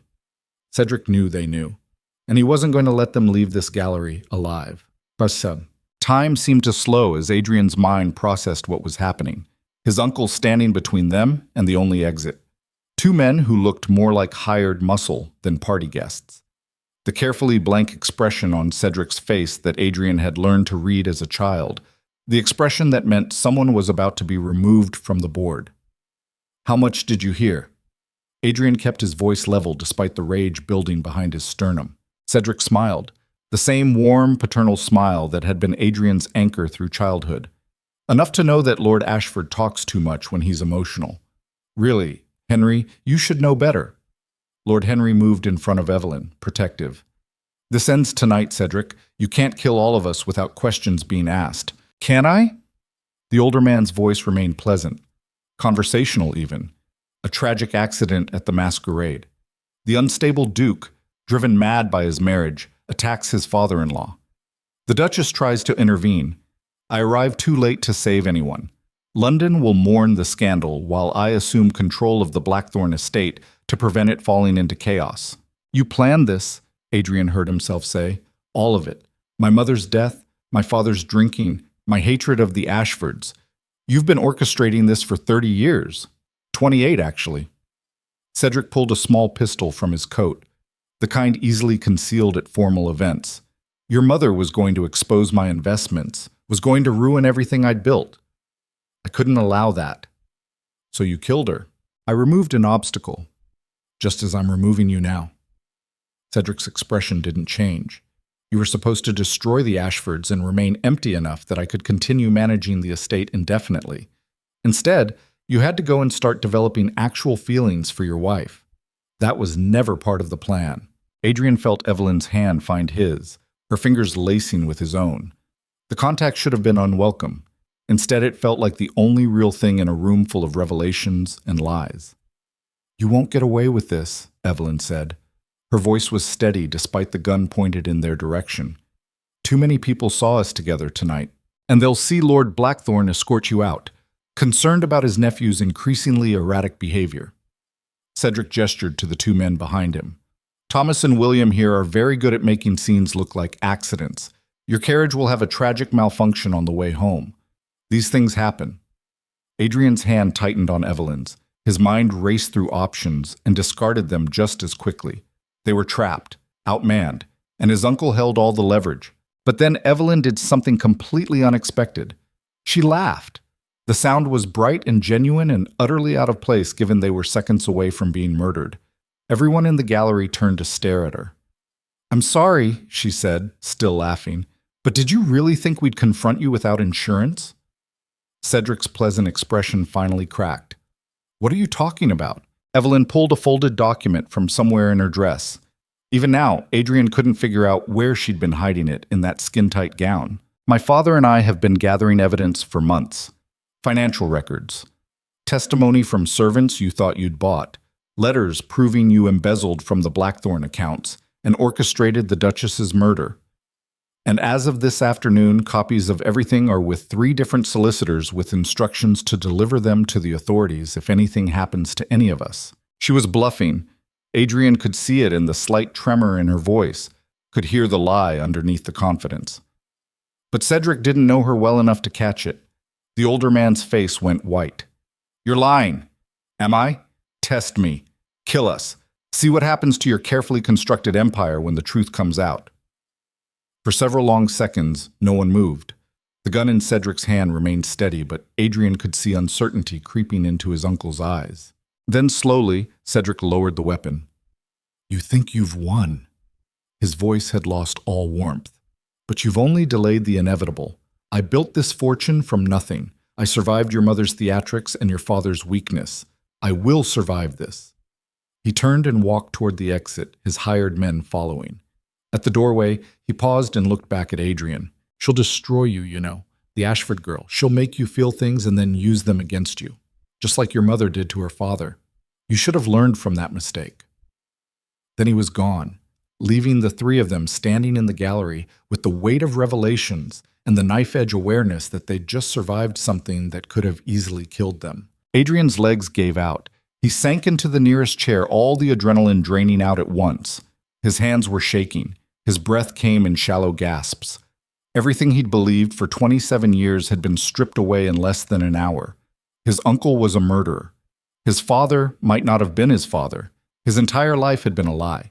And the woman he'd spent weeks torturing was the only person in the world who'd just tried to save him. "Adrian?" Evelyn's voice was soft. Careful, like she was approaching a wounded animal. "Are you all right?" He laughed. The sound came out broken and wrong. "Am I all right? I just discovered that the man I trusted most in the world killed my mother and has been manipulating me my entire life. That I may be the bastard son of the man I've spent decades trying to destroy. That I've hurt you. God, Evelyn, the things I've done to you, all for nothing, all for a lie, not for nothing." She knelt in front of him, forcing him to meet her eyes. "You survived. You became strong enough that when the truth finally came out, you could face it instead of breaking completely." "I am broken." "No, you're cracked. There's a difference." Lord Henry cleared his throat. I need to inform the authorities. Get those documents actually filed before Cedric realizes Evelyn was bluffing." Adrian's head snapped up. "You were bluffing?" Evelyn's smile was sheepish. "We have some evidence, just not as much as I implied. And none of it was with solicitors this afternoon because I only learned about Cedric's involvement an hour ago. You risked your life on a bluff." "Our lives," she corrected gently. "And yes, because sometimes survival means making your enemies believe you're more dangerous than you actually are." Adrian stared at this woman he'd married intending to destroy. This woman who'd endured weeks of his cruelty and then turned around and saved his life with nothing but words and nerve. "Who are you?" he heard himself ask. "Your wife. Whether you wanted one or not." The words should have been bitter. Instead, they sounded almost fond. Lord Henry excused himself with promises to handle everything, leaving Adrian and Evelyn alone in the gallery. The sounds of the masquerade continued in the distance. Music and laughter, and people who had no idea how close 3 of the guests had come to dying tonight. "We should go home," Evelyn said eventually, "before people start asking questions about where we disappeared to." Home. Blackthorn Manor. The house he'd filled with coldness and cruelty. The prison he'd built for both of them. "Can you forgive me?" The question escaped before he could stop it. "For what I've done to you, for the person I've been." Evelyn was quiet for a long moment. When she spoke, her voice was honest in a way that hurt more than any accusation could have. "I don't know. Ask me again when you've actually tried to be someone worth forgiving. It was fair. More than fair, given everything. But it still felt like a knife between his ribs." They made their way back through the palace, Adrian's hand on Evelyn's elbow, in a mirror of their entrance hours earlier. But this time, the touch wasn't performance. It was anchor. The only thing keeping him tethered to reality when his entire world had just been revealed as fiction. The carriage ride home was silent, but it was a different kind of silence than before. Less hostile, more exhausted. 2 people who'd survived something together and didn't have the energy left to maintain their battle lines. When they finally reached Blackthorn Manor, Adrian walked Evelyn to her chambers for the first time since their wedding night. At her door, he paused. "Thank you. For saving my life. For not letting Cedric destroy what was left of me." Evelyn's hand rested on the door handle. "Don't thank me yet. We still have to prove what he did. Still have to survive whatever he does when he realizes I was bluffing. Still have to figure out how to live with each other after everything that's happened." "I know." She studied his face, searching for something. Whatever she found must have satisfied her because she nodded. "Then let's survive it together. No more lies. No more using each other as weapons. Just honesty, however painful that might be." "Agreed." She disappeared into her rooms, leaving Adrian standing in the hallway with the ruins of his belief system and the first fragile threads of something that might eventually become hope. He made his way to his own chambers, past the study where he'd spent so many nights plotting revenge, past the portraits of ancestors who'd probably all had their own complicated secrets and lies. In his room, he finally let himself feel everything he'd been holding back. The grief for his mother, the rage at his uncle, the shame at what he'd done to Evelyn, the terror of not knowing who he really was anymore. He sank to the floor with his back against the door and buried his face in his hands. And for the second time in a month, the Duke of Blackthorn let himself cry. But this time, he wasn't crying alone in the dark. This time, through the walls that separated their chambers, he heard Evelyn crying too. 2 people broken by the same man's lies, finally letting themselves grieve for everything they'd lost. Tomorrow, they'd figure out how to fight back, how to gather real evidence, how to survive Cedric's inevitable retaliation. Tomorrow, they'd start the work of trying to forgive each other, of trying to build something real from the wreckage of their arranged marriage. But tonight, they cried. And somehow, that felt like progress. Morning came too early and brought with it the kind of clarity that felt like staring directly at the sun. Adrian stood in his study, the same room where he'd plotted revenge for weeks, and stared at the documents spread across his desk. Evidence. Or what passed for evidence when you were trying to prove that the man who raised you was actually a calculating murderer. It wasn't enough. Not even close. Lord Henry had delivered what he could before dawn: financial records showing discrepancies in the Blackthorn accounts, testimony from a former servant who'd overheard arguments between Cedric and the late Duchess, a single letter in his mother's handwriting mentioning her fears about someone close to the family. It was suggestive, compelling, even, but not proof. Not the kind of ironclad documentation that would convince authorities to arrest a man as powerful and connected as Lord Cedric Blackthorn. Adrian's hands pressed flat against the desk, his whole body weight bearing down like he could force the papers to transform into something more substantial through sheer will. He'd spent the night alternating between rage and grief, and a hollow feeling that might have been the death of hope. Everything he'd built his identity around had been stripped away in a single evening. Everything he'd believed had been revealed as carefully constructed lies. And the worst part, the absolutely devastating part, was that he'd become exactly what Cedric had needed him to be. A weapon. a puppet whose strings had been pulled so expertly that Adrian had never even felt them. The door opened without a knock. Evelyn entered carrying 2 cups of tea, still in her dressing gown, her hair loose around her shoulders. She looked exhausted, beautiful in that raw, unguarded way that people only achieved after surviving something together. She set 1 cup in front of him without speaking, then moved to stand beside him, studying the scattered documents with the same frustrated intensity he felt. "It's not enough," she said finally. "Is it?" "No." Her sigh was soft but carried the weight of someone who'd already known the answer and had hoped to be wrong anyway. "What do we do?" Adrian straightened, rolling his shoulders back in an attempt to ease tension that had settled into his bones. The motion did nothing. "We find more. We dig deeper. We turn over every stone in Cedric's life until we find something that can't be explained away or dismissed. And if there's nothing to find, then we make him confess." Evelyn's head turned toward him, her expression unreadable. "How?" "By giving him exactly what he wants." Adrian's voice was flat, empty of everything except cold determination. "Me, broken, desperate, ready to do anything to save what's left of the Blackthorn name. You want to pretend to surrender to him. I want to make him feel safe enough to brag about what he's done. Killers always want someone to know how clever they've been. Cedric spent 28 years keeping this secret. The temptation to finally tell someone the full scope of his genius will be overwhelming. That's incredibly dangerous." Evelyn moved closer, near enough that he could smell whatever soap she used. Something clean and simple that shouldn't have been distracting, but absolutely was. "If he even suspects you're gathering evidence against him, he'll kill you. He's already proven he's willing to murder his own family." "I know. Then why?" "Because I don't know how else to survive this."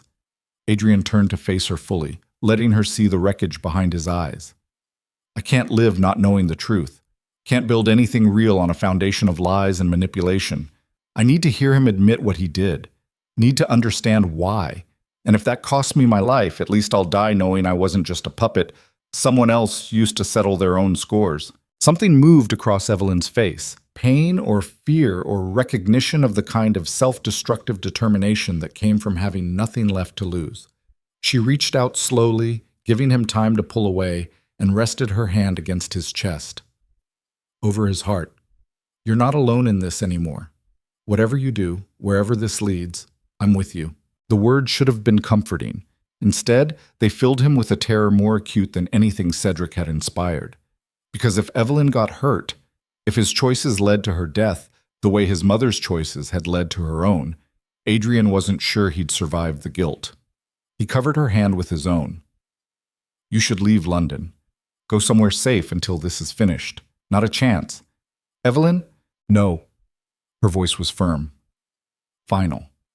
You spent weeks making me suffer for sins I didn't commit. You don't get to suddenly play the noble protector and ship me off to the countryside while you face this alone. We survive this together or we don't survive it at all."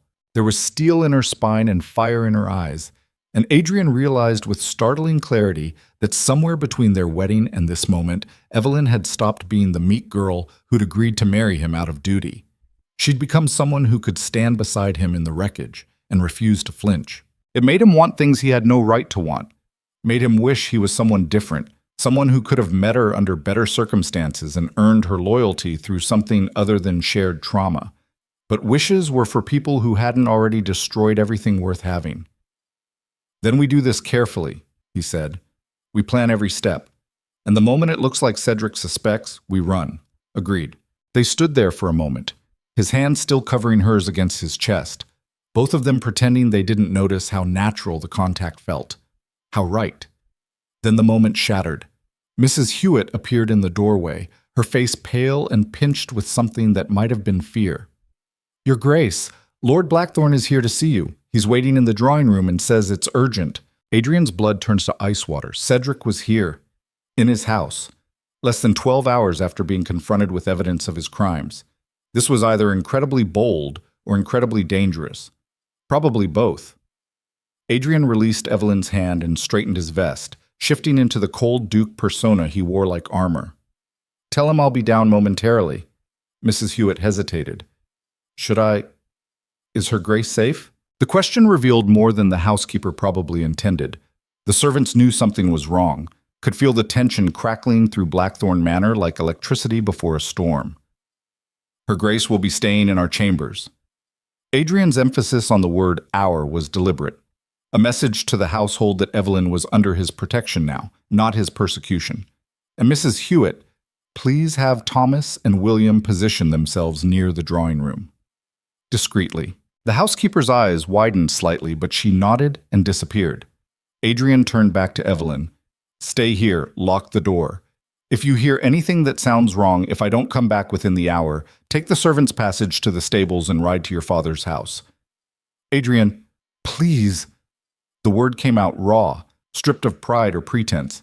This might be a trap, and I need to know you're safe. Evelyn's jaw tightened, but she nodded. 1 hour. Then I'm coming down whether you like it or not. Fair enough. He left her standing in his study, surrounded by insufficient evidence and fading tea steam, and made his way downstairs to face the man who'd shaped his entire existence through carefully orchestrated lies. The drawing room was exactly as he'd left it the night before. Expensive furniture arranged for maximum discomfort, paintings of dead blackthorns staring down with judgment, and now his uncle standing by the window with his back to the door. Cedric turned when Adrian entered, and the smile on his face was wrong, too warm, too genuine, like nothing had happened the previous night. Adrian, thank you for seeing me. I know things were tense last evening. Adrian closed the door and leaned against it, arms crossed. Tense. That's an interesting way to describe you threatening to murder 3 people. Come now. Cedric's tone was indulgent, paternal in a way that made Adrian's skin crawl. You know I would never actually hurt you, your family. Everything I've done has been to protect this family. You killed my mother. The words hung in the air between them, sharp and accusing. Cedric's expression didn't change. I removed a threat to everything we'd built. There's a difference. The casual admission sent rage flooding through Adrian's veins. He forced himself to remain still, to breathe, to remember that losing control now would accomplish nothing except possibly getting himself killed. Why are you here, Cedric? To make you an offer. The older man moved away from the window, his cane tapping against the floor in that rhythmic way that had always signaled he was thinking several moves ahead. Last night was unfortunate. Revelations were made that complicated our relationship. But fundamentally, nothing has changed. You're still the Duke of Blackthorn. I'm still the man who raised you and managed this estate. We can continue as we always have. You want me to pretend I don't know you murdered my mother. I want you to recognize reality. Cedric's voice hardened slightly. Your mother was going to destroy everything. The estate, the family name, your future. I did what was necessary to preserve what matters. And in doing so, I preserved you. By lying to me for 28 years. By giving you purpose. Direction. The older man was closer now, near enough that Adrian could see the absolute conviction in his eyes. You were a broken child, Adrian, traumatized and lost. I gave you something to focus that pain on, something to fight for. Without me, you would have ended up like your father, drunk and useless and dead before 40. So I should be grateful. The words tasted like poison, but Adrian forced himself to say them anyway. Forced himself to play the role of someone considering capitulation. Because Cedric was revealing more with every sentence. Was showing the depth of his manipulation without even realizing it. You should be realistic. Cedric's hand landed on Adrian's shoulder, heavy and possessive. We can make this work. Send the Ashford girl away. Claim the marriage was a mistake. I'll help you rebuild your reputation while we quietly ensure that any evidence of my administrative decisions disappears permanently. And if I refuse, the hand on his shoulder tightened just enough to be uncomfortable. Then we'll have a problem. One I'll solve the same way I solved your mother. Efficiently, permanently, with just enough plausible deniability that no one will ever prove anything. There it was. The confession Adrian needed, the admission of murder delivered with such casual certainty that it took everything in him not to react. He needed more. Needed details that would be impossible to explain away in court. How did you do it? Question came out quieter than intended. The carriage accident. How did you arrange it? Cedric's smile was almost proud. Your mother's driver was deep in gambling debt.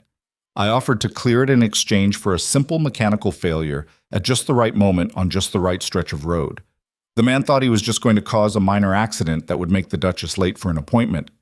He didn't realize the brake line I told him to cut was the only thing keeping the carriage from going over the cliff at Blackridge Pass. And the driver?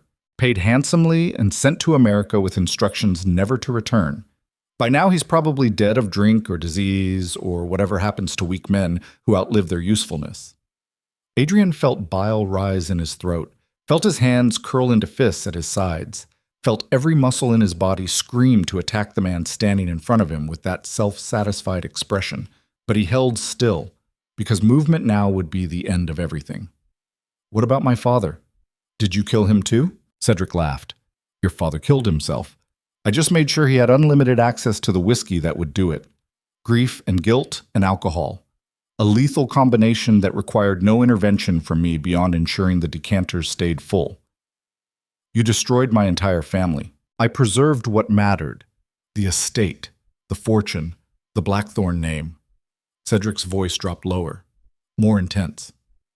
Your parents were weak, Adrian, ruled by emotions and morality and all those useless concepts that get in the way of real power. I made you strong, made you someone who could survive in a world that eats the soft and sentimental. And all I had to do was let you turn me into a monster. Not a monster, a survivor. The older man's grip on Adrian's shoulder shifted, became almost gentle. Now stop this foolishness about evidence and justice and all those noble concepts that will only get you killed.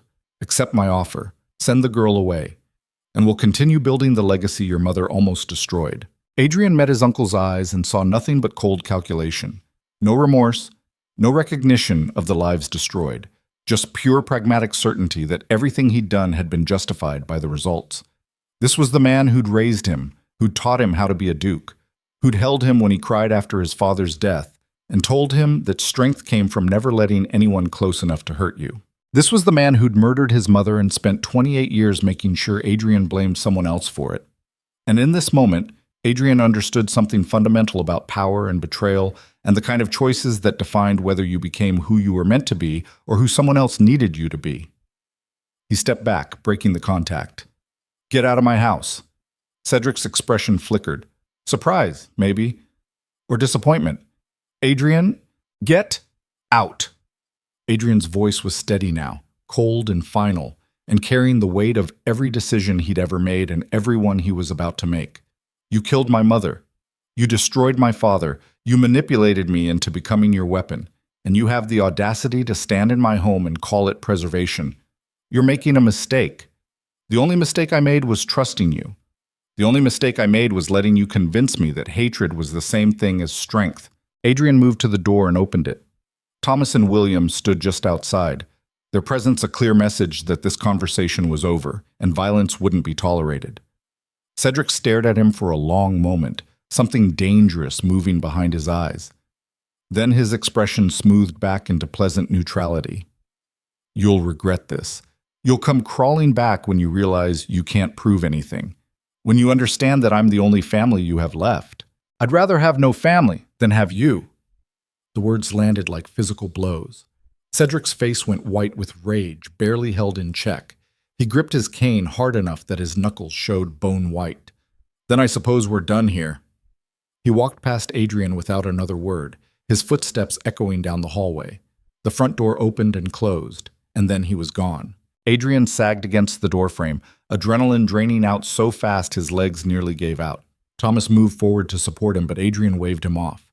I'm fine. Just make sure he actually leaves the grounds. And double the watch tonight.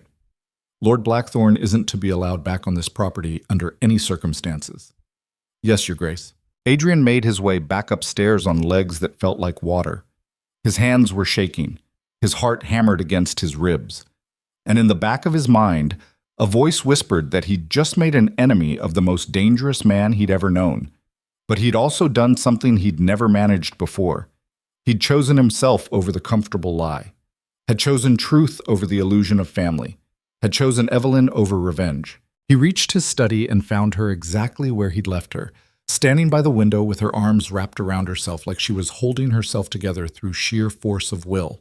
She turned when he entered and he saw the fear in her eyes, The way her whole body was tensed, like she'd been ready to run down and intervene if things had gone wrong. I heard shouting. Are you?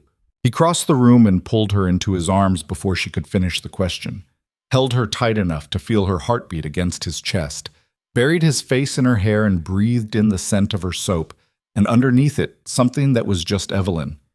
She stiffened in surprise, then slowly relaxed.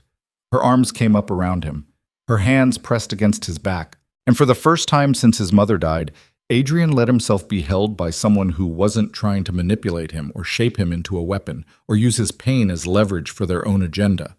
He confessed, Adrian said against her hair, to all of it. The murder, the manipulation, everything. Did you get it in writing? Better. He pulled back just enough to meet her eyes. I got it in words he can never take back. Words he said with such conviction that any jury would recognize the truth of them. But we still need proof, physical evidence. I know. Adrian's hands framed her face, thumbs brushing across her cheekbones in a gesture that felt both foreign and essential. And we'll get it. But right now I need you to understand something. What? I'm sorry. For everything I did to you, for every cruelty, every humiliation, every moment I made you feel like you were worth less than nothing. Adrian's voice cracked, but he forced himself to continue. You deserved none of it, and I have no right to ask for forgiveness. But I need you to know that I see you now, see what you've endured, and I will spend however long it takes making it right. Evelyn's eyes were bright with tears she refused to let fall. That's a start. But Adrian, pretty words won't fix what's broken between us. You can't just apologize and expect everything to be fine. I know. Then what are you offering me? What do I get beyond apologies and promises that you'll be better? He thought about that. About what he could possibly offer a woman he'd spent weeks destroying. About what would mean anything when words and gestures felt inadequate to the scale of damage done. The truth, he said finally. About everything. Who I am, what I feel, what terrifies me. No more walls, no more using cruelty as armor. Just honesty, even when it hurts. Especially when it hurts. And if the truth is that you can never love me, that I'm just the woman who happened to be convenient when your world fell apart, then you'll know that too. Adrian's hands dropped from her face, and you can decide what you want to do with that information. Stay, leave, demand an annulment. Whatever you choose, I won't fight you, won't try to manipulate you into something you don't want. You've earned the right to control your own life. Evelyn studied his face like she was searching for the lie underneath the confession, looking for the trap or manipulation or calculated play. When she didn't find it, something in her expression shifted. I don't know if I can forgive you, she said quietly. Right now I'm angry and hurt and so tired of being treated like a chess piece instead of a person. But I also don't want to walk away. Not yet. Not until we finish this. Finish what? Destroying Cedric, clearing my family's name, proving that the Ashfords weren't responsible for your mother's death. She straightened her spine. We do that first. Then we figure out if there's anything between us worth saving. It was more than he deserved, and they both knew it. But Adrian nodded anyway. Agreed. They stood there, the morning light streaming through the study windows. Two people who'd been broken by the same man's lies, trying to figure out how to build something real from the wreckage of an arranged marriage based on revenge. Then the door burst open. Lord Henry stood in the doorway, his face ashen and his clothes disheveled like he'd dressed in a hurry. In his hands he held a document that trembled with the force of his shaking. We have a problem. His voice was hoarse. A serious problem. Father? Evelyn moved toward him. What happened? Cedric moved faster than we anticipated. Henry's eyes met Adrian's across the room. He's filed a petition with the courts claiming you're mentally unfit to manage the Blackthorn estate. Says your mother's death traumatized you beyond recovery. Says your erratic marriage and increasingly unstable behavior prove you're a danger to yourself and the family legacy. Adrian felt the floor drop out from under him. That's insane. He can and he has. The document includes testimony from 3 doctors who claim to have examined you and found evidence of severe psychological disturbance. Includes affidavits from servants attesting to your cruel treatment of your wife. Includes financial records showing questionable decisions that put the estate at risk. All fabricated. Probably. Henry's expression was grim. But it doesn't matter. The petition has been fast-tracked because of Cedric's influence. There's a hearing scheduled for tomorrow morning. And if the judge rules in Cedric's favor, you'll lose everything. The estate, the title, your freedom. He'll have you declared incompetent and institutionalized while he assumes full control of the Blackthorn fortune. The room spun. Adrian's mind raced through options and found only dead ends. Cedric had planned for this, had prepared for the possibility that Adrian might reject his offer, had built a legal trap that would destroy Adrian's life while making it look like mercy. It was brilliant, ruthless. Exactly the kind of move Adrian would expect from a man who'd spent 3 decades orchestrating the perfect revenge. What do we do? Evelyn's voice cut through the spiral of panic. We fight. Adrian's hands clenched into fists. We gather every witness who can attest to Cedric's manipulation. Every servant who's seen him threaten us. Every piece of financial evidence we have. And we go into that courtroom and expose him for what he is. In less than 24 hours? We don't have a choice. Henry shook his head. There's more. Cedric's also filed for an emergency injunction preventing you from accessing the Blackthorn accounts or making any financial decisions until the hearing is resolved. As of this morning, you're functionally powerless. The estate's funds are frozen. Your title means nothing if you can't exercise its privileges. Adrian felt the walls closing in, felt the trap snap shut around his throat. Cedric had played this perfectly, had anticipated every move, had made sure that even if Adrian wanted to fight, he'd have no resources to do it with. But there was one thing Cedric hadn't counted on. Adrian wasn't alone anymore. He turned to Evelyn and Henry. The Ashford fortune, can you access it? Father, Evelyn said before Henry could answer. How much do we have left? Henry hesitated. After paying for investigators and attempting to gather evidence? Enough for one good legal team. Maybe 2 if we're lucky. Hire the best lawyers in London. Adrian's voice was steady despite the terror crawling up his spine. Spare no expense, and get them working on a counter-petition immediately. We're going to prove that Cedric is the one who's unfit, that he's a murderer and a manipulator and everything he's accused me of being. On what evidence? Evelyn's question was gentle but unrelenting. On his confession to me this morning. On the inconsistencies in his story about my mother's death. On the financial records showing he's been embezzling from the estate for years. Adrian moved to the desk and started gathering documents. It's not perfect. It's not everything we need. But it's a start. And it's more than he thinks we have. The hearing is tomorrow, Henry repeated. We'd need a miracle. Then we'll create one. Adrian met his father-in-law's eyes. You said the Ashfords would never force Evelyn into marriage. That you'd only suggested it as a way to save the family. Prove it. Prove that you're willing to risk everything to clear your name and save mine. For a long moment, Henry just stared at him. Then slowly, something like respect crossed the older man's face. All right. He straightened his shoulders. All right. I'll contact every lawyer I know. Call in every favor. We'll build a case that at least creates reasonable doubt about Cedric's petition. He left to start making arrangements, leaving Adrian and Evelyn alone with the weight of impossible odds. This is insane, Evelyn said quietly. We can't possibly gather enough evidence in one day to counter what Cedric spent months preparing. Probably not. Then why? Because surrender isn't an option. Adrian turned to face her. Because if I let Cedric win, he'll destroy both our families. We'll take everything we are and twist it into whatever serves his purposes. And I'd rather go down fighting than live the rest of my life as his puppet. Evelyn moved closer, reached out and took his hand, her fingers laced with his and held on tight. Then we fight. She said it like a vow, like a promise made in full knowledge that they were probably going to lose but refusing to accept defeat anyway. Together. Together. They spent the rest of the day in a blur of activity. Lawyers arrived and were briefed. Servants were questioned about what they'd seen and heard. Financial records were analyzed for evidence of Cedric's embezzlement.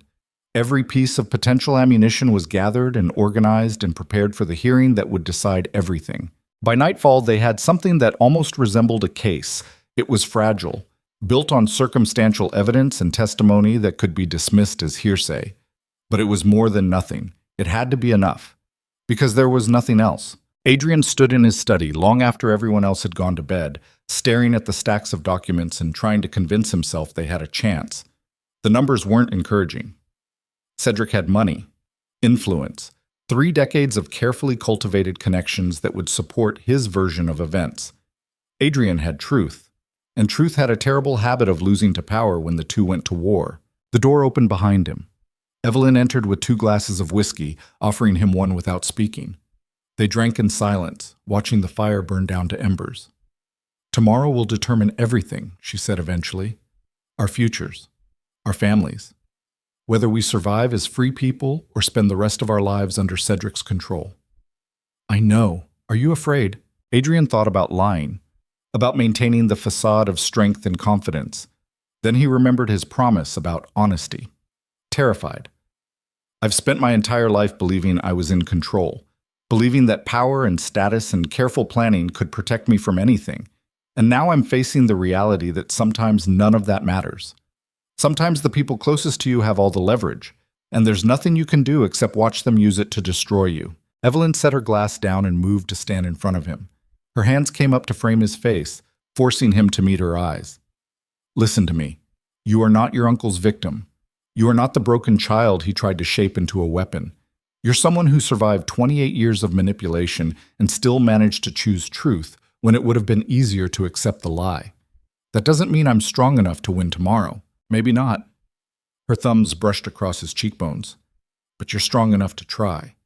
And that matters more than you think." He wanted to believe her, wanted to accept that effort counted for something even when the outcome was already determined. But cynicism was a hard habit to break. Evelyn seemed to sense his doubt because she did something completely unexpected. She kissed him. It wasn't gentle or tentative or any of the things a first kiss should be. It was desperate and fierce and tasted like whiskey and defiance and refusal to surrender, even when everything was burning down around them. Adrian froze for half a second, shock warring with desire, and the absolute certainty that he didn't deserve this. Then his hands came up to her waist, and he kissed her back with everything he'd been holding inside since the moment she'd walked into his study weeks ago and refused to disappear no matter how cruel he became. When they finally broke apart, both breathing hard, Evelyn rested her forehead against his. That was for luck. Her voice was rough. And because life's too short to die without knowing what kissing you felt like. "We're not going to die. Promise me." He should have made the promise, should have offered her whatever comfort she needed before walking into battle. But honesty meant not lying even when the truth was terrifying. "I promise I'll fight for us with everything I have. That's all I can offer." She nodded against his forehead. "Then that will have to be enough." They stayed like that for a long time, holding each other in the darkness, gathering strength for the war that would begin when the sun rose. And when Adrian finally walked Evelyn to her chambers, when he said goodnight and returned to his own rooms, he lay awake staring at the ceiling and thinking about all the ways tomorrow could end.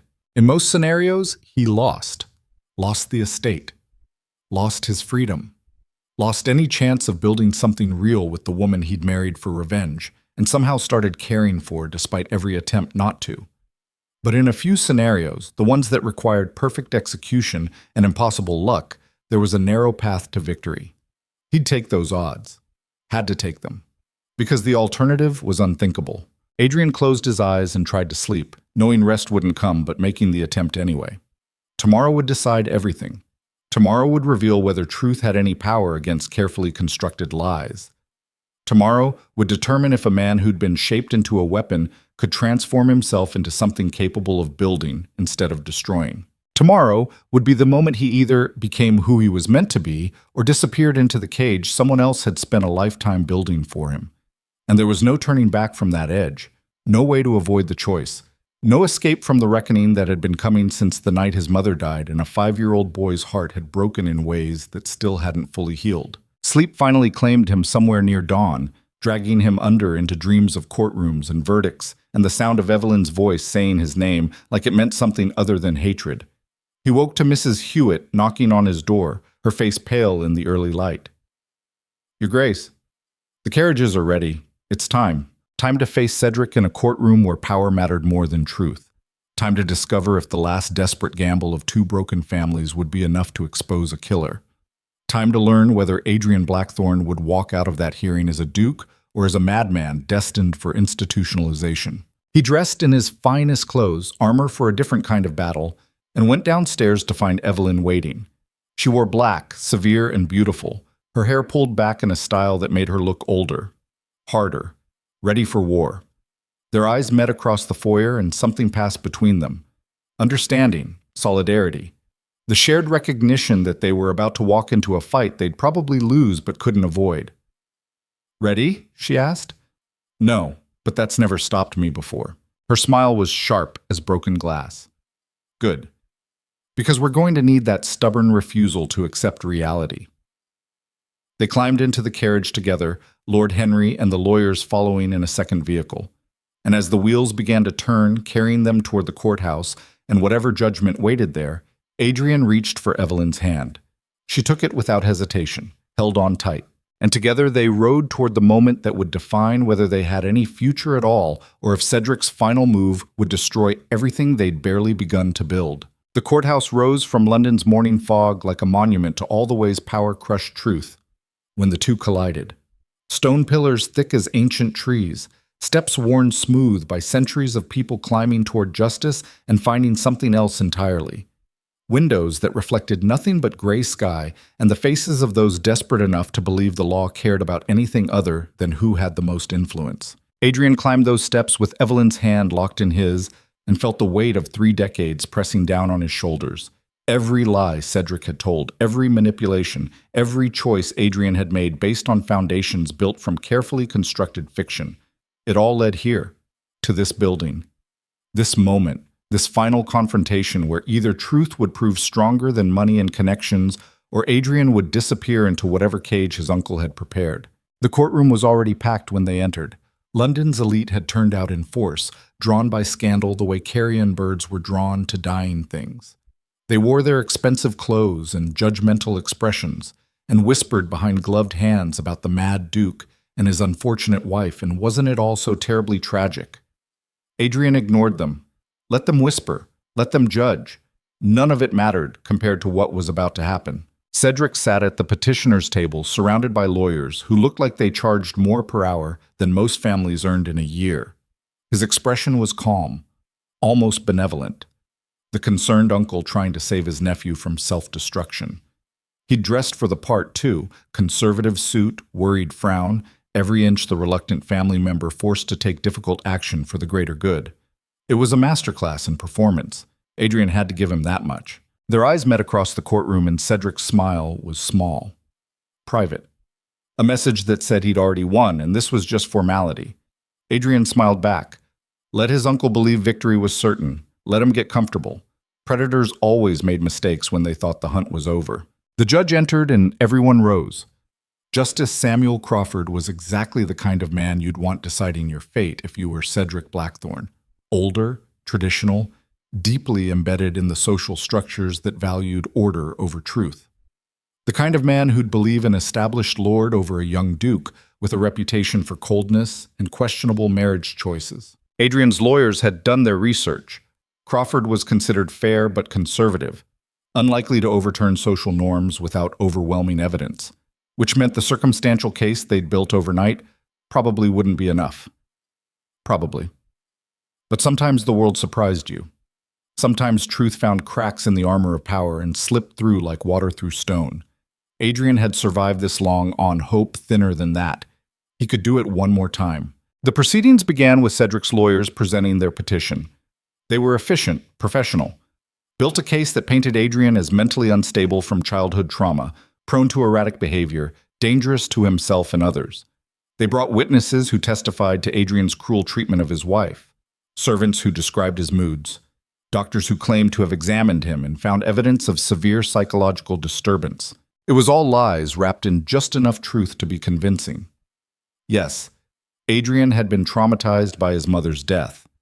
Yes, he'd treated Evelyn terribly in the early weeks of their marriage. Yes, he'd made questionable financial decisions while distracted by his obsession with revenge. But the conclusions drawn from those facts were deliberate distortions designed to strip him of everything. Adrian sat through it with his face carved from stone, showed nothing, felt everything. The rage, the fear. The absolute certainty that he was watching his life be dismantled by a man who'd spent 28 years perfecting the art of destroying people while looking like a saint. Then it was their turn. Lord Henry took the stand first, testified about the evidence they'd found of Cedric's embezzlement, explained the investigation into the late Duchess's death, spoke with quiet conviction about years spent trying to clear the Ashford name from accusations they'd never understood until recently. Cedric's lawyers tore him apart, pointed out that the evidence was circumstantial, that Lord Henry had obvious bias given his family's involvement, that a man drowning in debt might say anything to protect his interests. The damage was done before Henry even left the stand. The financial expert they'd hired went next, walked the judge through years of suspicious transactions in the Blackthorn accounts, money that disappeared and reappeared in ways that suggested someone with intimate access was siphoning funds for personal use. Again, Cedric's lawyers countered, showed their own financial records, explained every transaction as legitimate business expenses or investments that hadn't panned out, made the expert look like he was seeing conspiracy where only incompetence existed. Adrian watched the judge's expression and saw doubt forming, saw Crawford weighing the evidence and finding it insufficient, saw the careful skepticism of a man who'd heard 1,000 desperate claims from people trying to avoid consequences. They were losing. The realization settled like ice in Adrian's chest. Everything they'd gathered wasn't enough. The truth was too complicated, too buried under layers of time and manipulation, and Cedric had prepared too well. Then Evelyn stood. She hadn't been on their witness list, hadn't discussed testifying with the lawyers, but she rose from her seat beside Adrian with her spine straight and her chin lifted and walked to the stand like she'd been planning this all along. Adrian's heart stopped. What was she doing? The judge looked surprised, but gestured for her to be sworn in. Cedric's lawyers exchanged glances, clearly uncertain how to handle this development, and Cedric himself went very still, watchful in a way that suggested he sensed danger but couldn't identify the source. "Your Grace," the judge said once Evelyn had taken her oath, "this is highly irregular. Do you have testimony relevant to these proceedings?" "I do, Your Honor."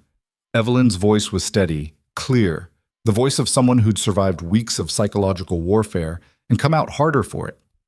"I have testimony about the character of both my husband and Lord Cedric Blackthorn, about what I've witnessed in Blackthorn Manor, and about a conversation I overheard 2 days ago that I believe is directly relevant to this petition."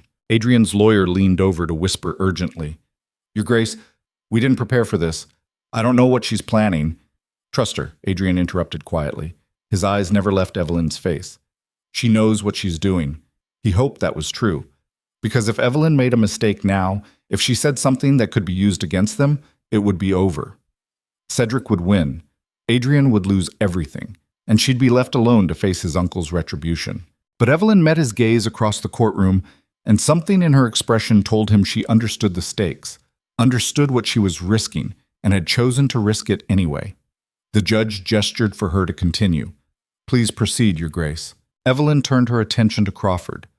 "When my husband and I married, it was not a love match. Everyone in this room knows that. The Duke of Blackthorn made no secret of his contempt for my family, for me. And in the early weeks of our marriage, he treated me with a cruelty that I would not wish on my worst enemy."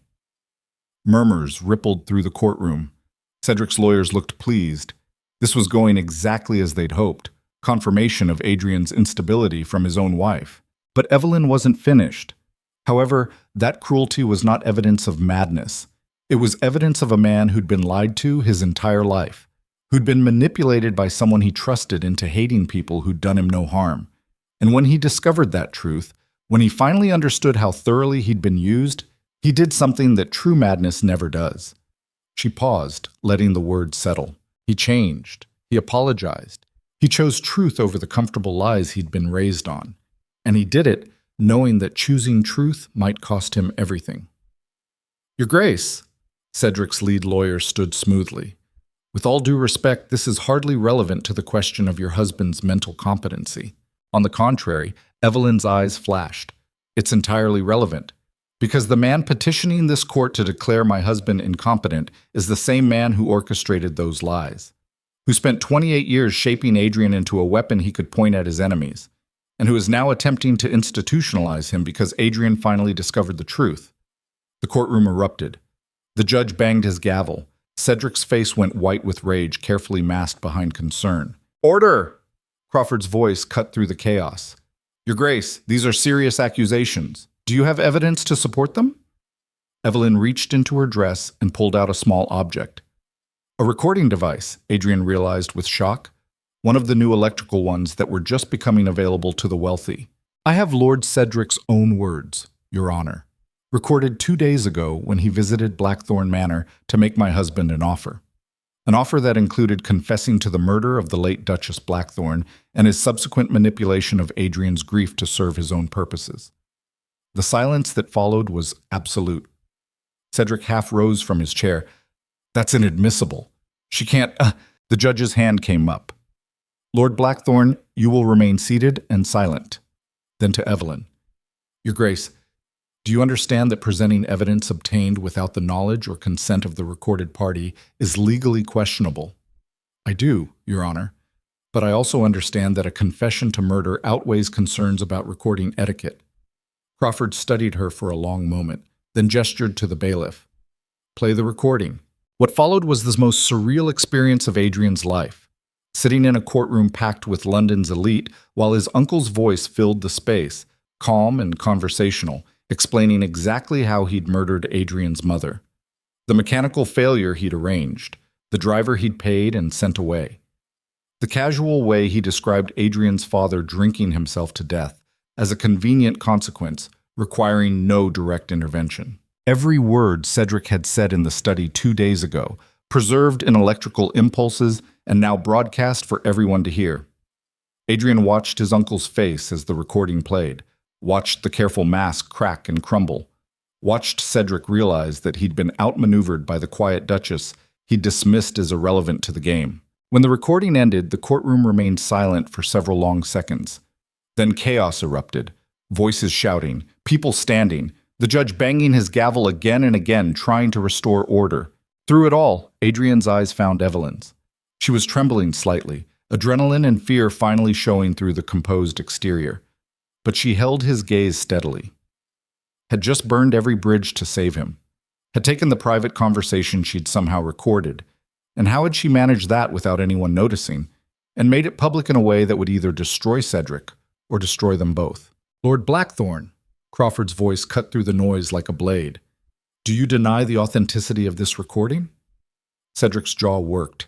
His hands gripped the table in front of him hard enough to show white knuckles.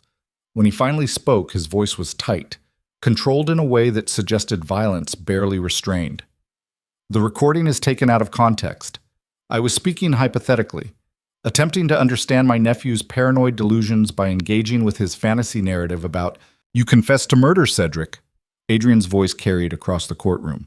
"Low and lethal and absolutely certain.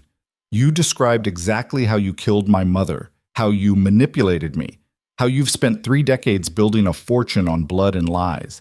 There's no context that makes those words anything other than confession." Cedric turned to face him.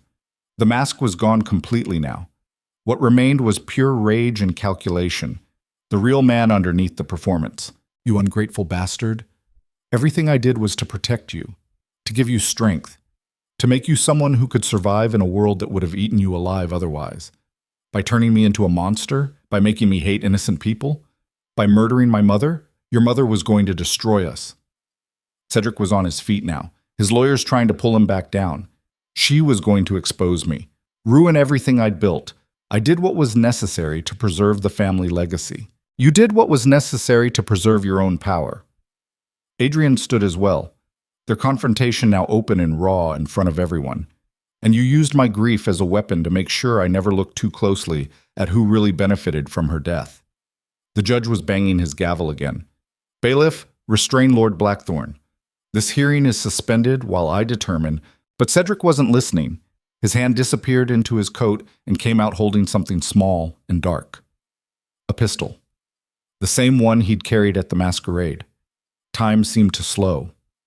Adrian saw the gun rising, saw his uncle's face twisted with rage and betrayal, saw Cedric's finger tightening on the trigger, saw Evelyn moving before anyone else could react. She threw herself in front of Adrian just as the shot rang out. The sound was deafening in the enclosed space.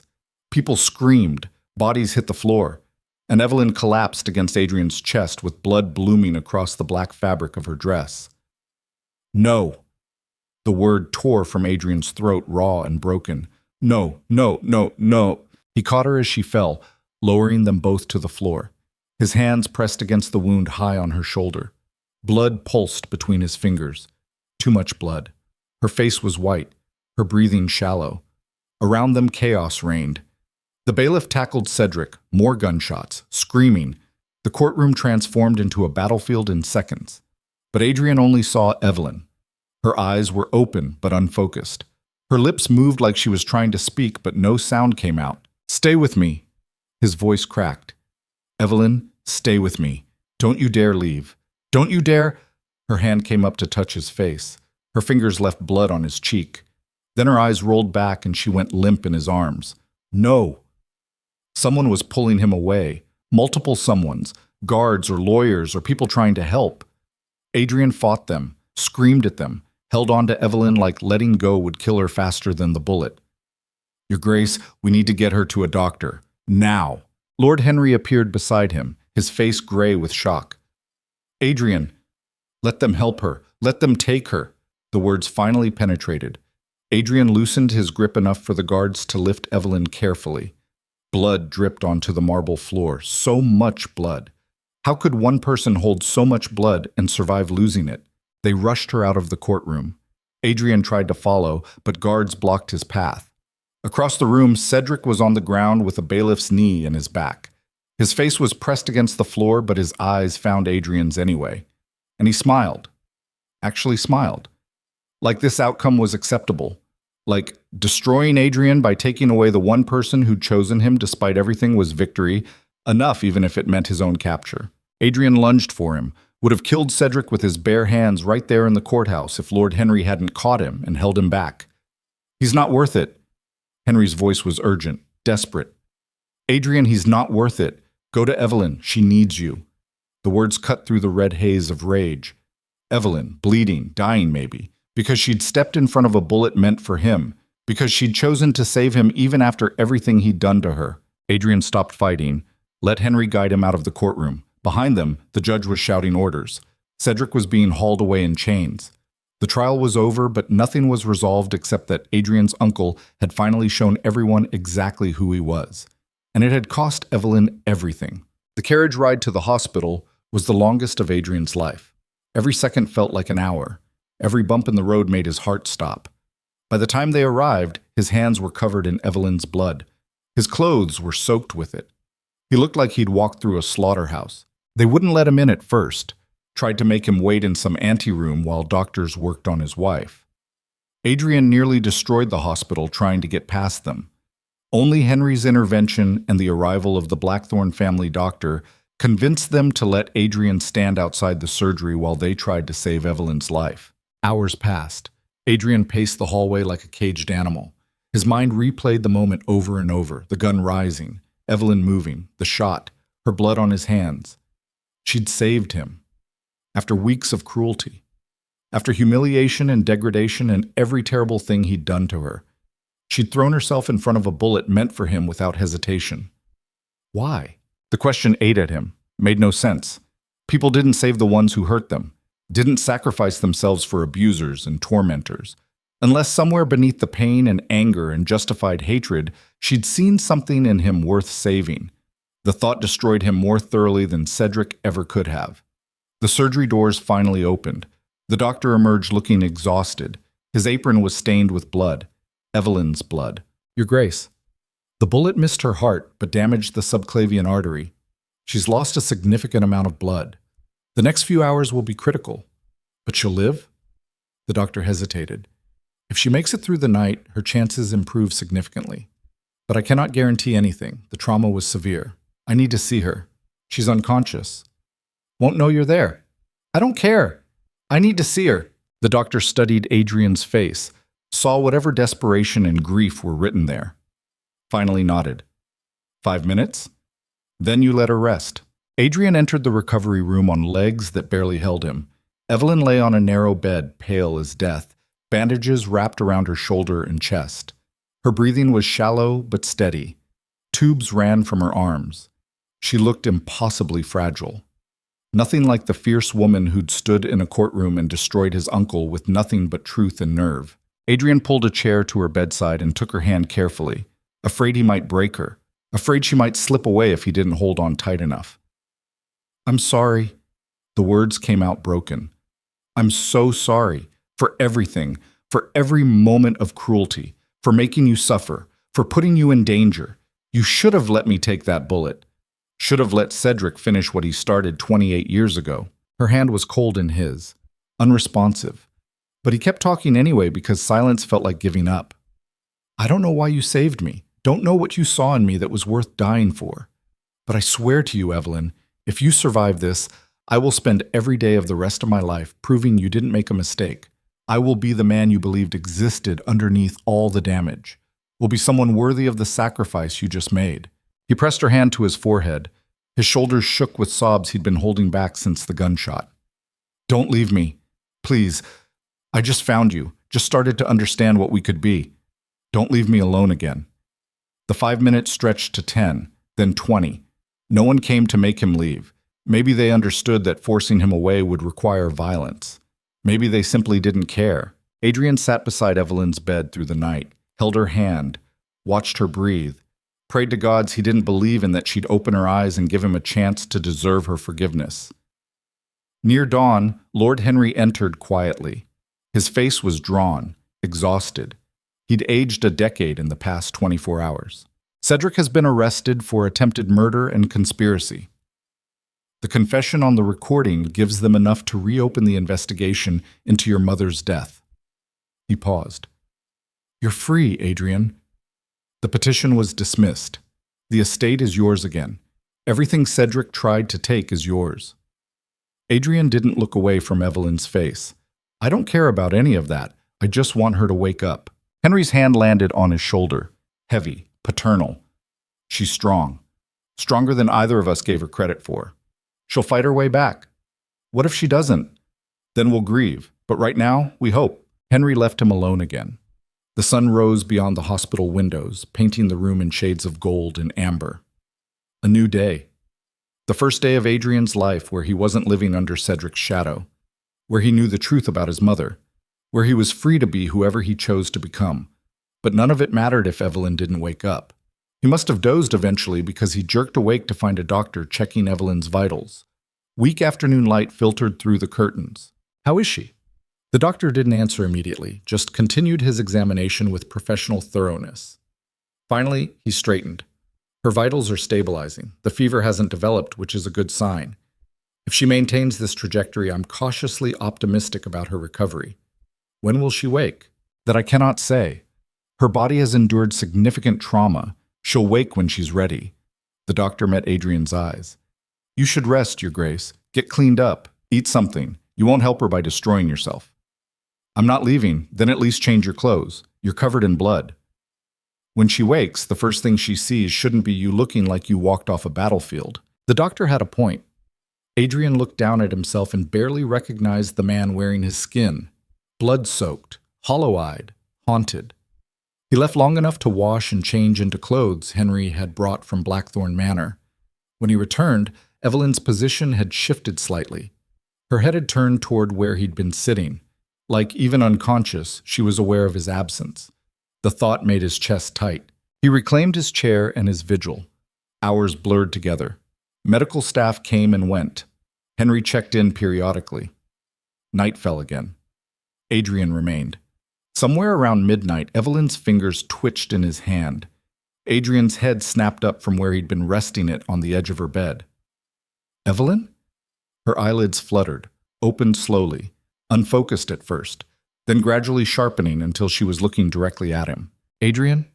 Her voice was barely a whisper, rough from intubation and hours of silence. "I'm here. Don't try to talk. You need to rest." Her hand squeezed his weakly. "Did we win?" The question almost made him laugh.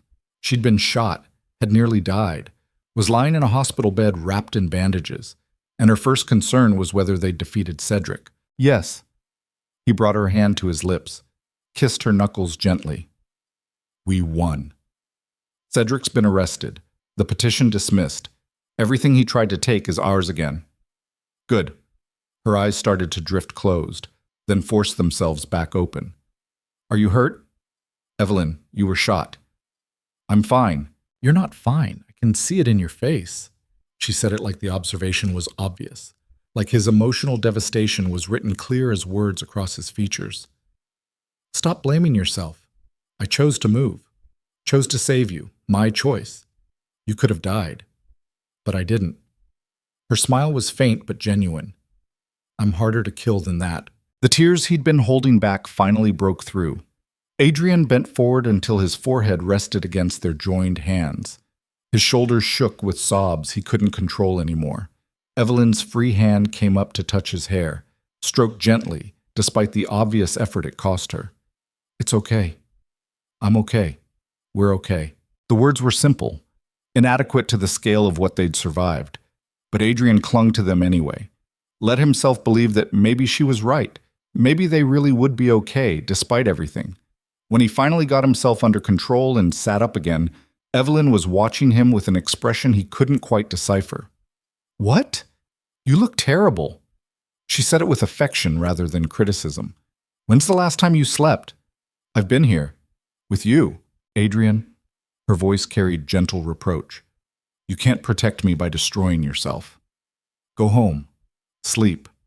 I'll still be here when you get back. I'm not leaving you. Then sleep here. But sleep. That's an order from your Duchess. The word Duchess shouldn't have hit as hard as it did, shouldn't have carried the weight of everything they'd been through and everything they might still become. But it did. And Adrian found himself nodding. All right, but only if you promise to wake me if anything changes. I promise. He shifted his chair closer, laid his head down on the bed beside her hip, where he could still feel her breathing. Still know she was alive.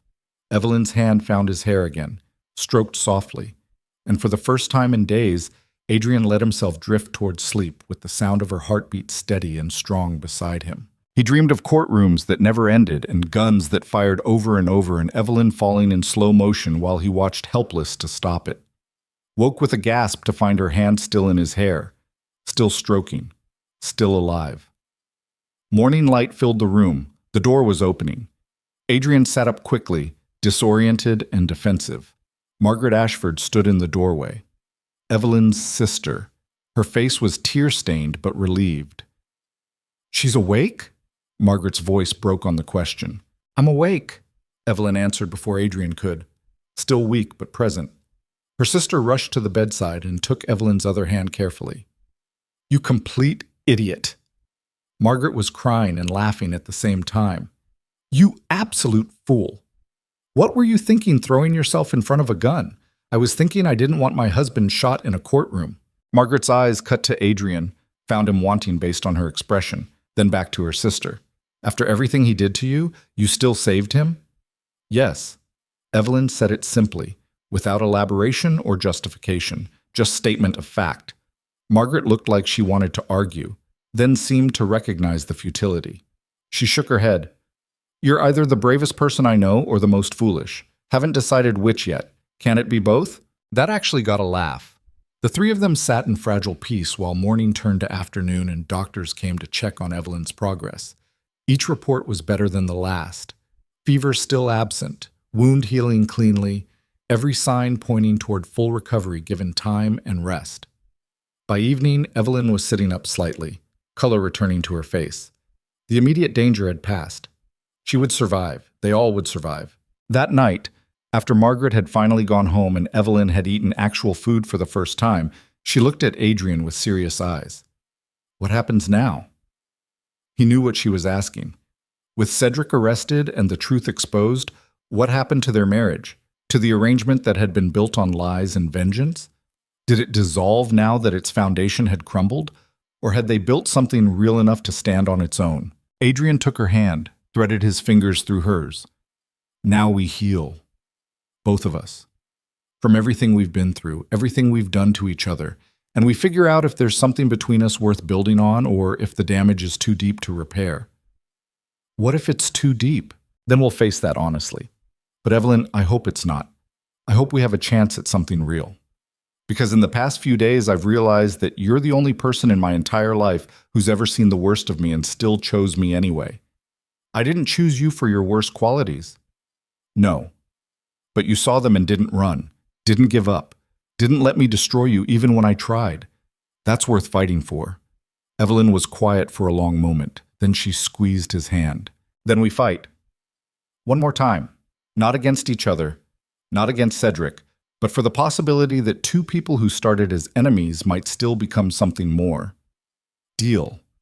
They sat in the hospital room as darkness fell outside. Two people broken and scarred by the same man's cruelty, holding on to each other in the fragile hope that surviving trauma together might be the beginning of something rather than the end. It wasn't a happy ending. Not yet.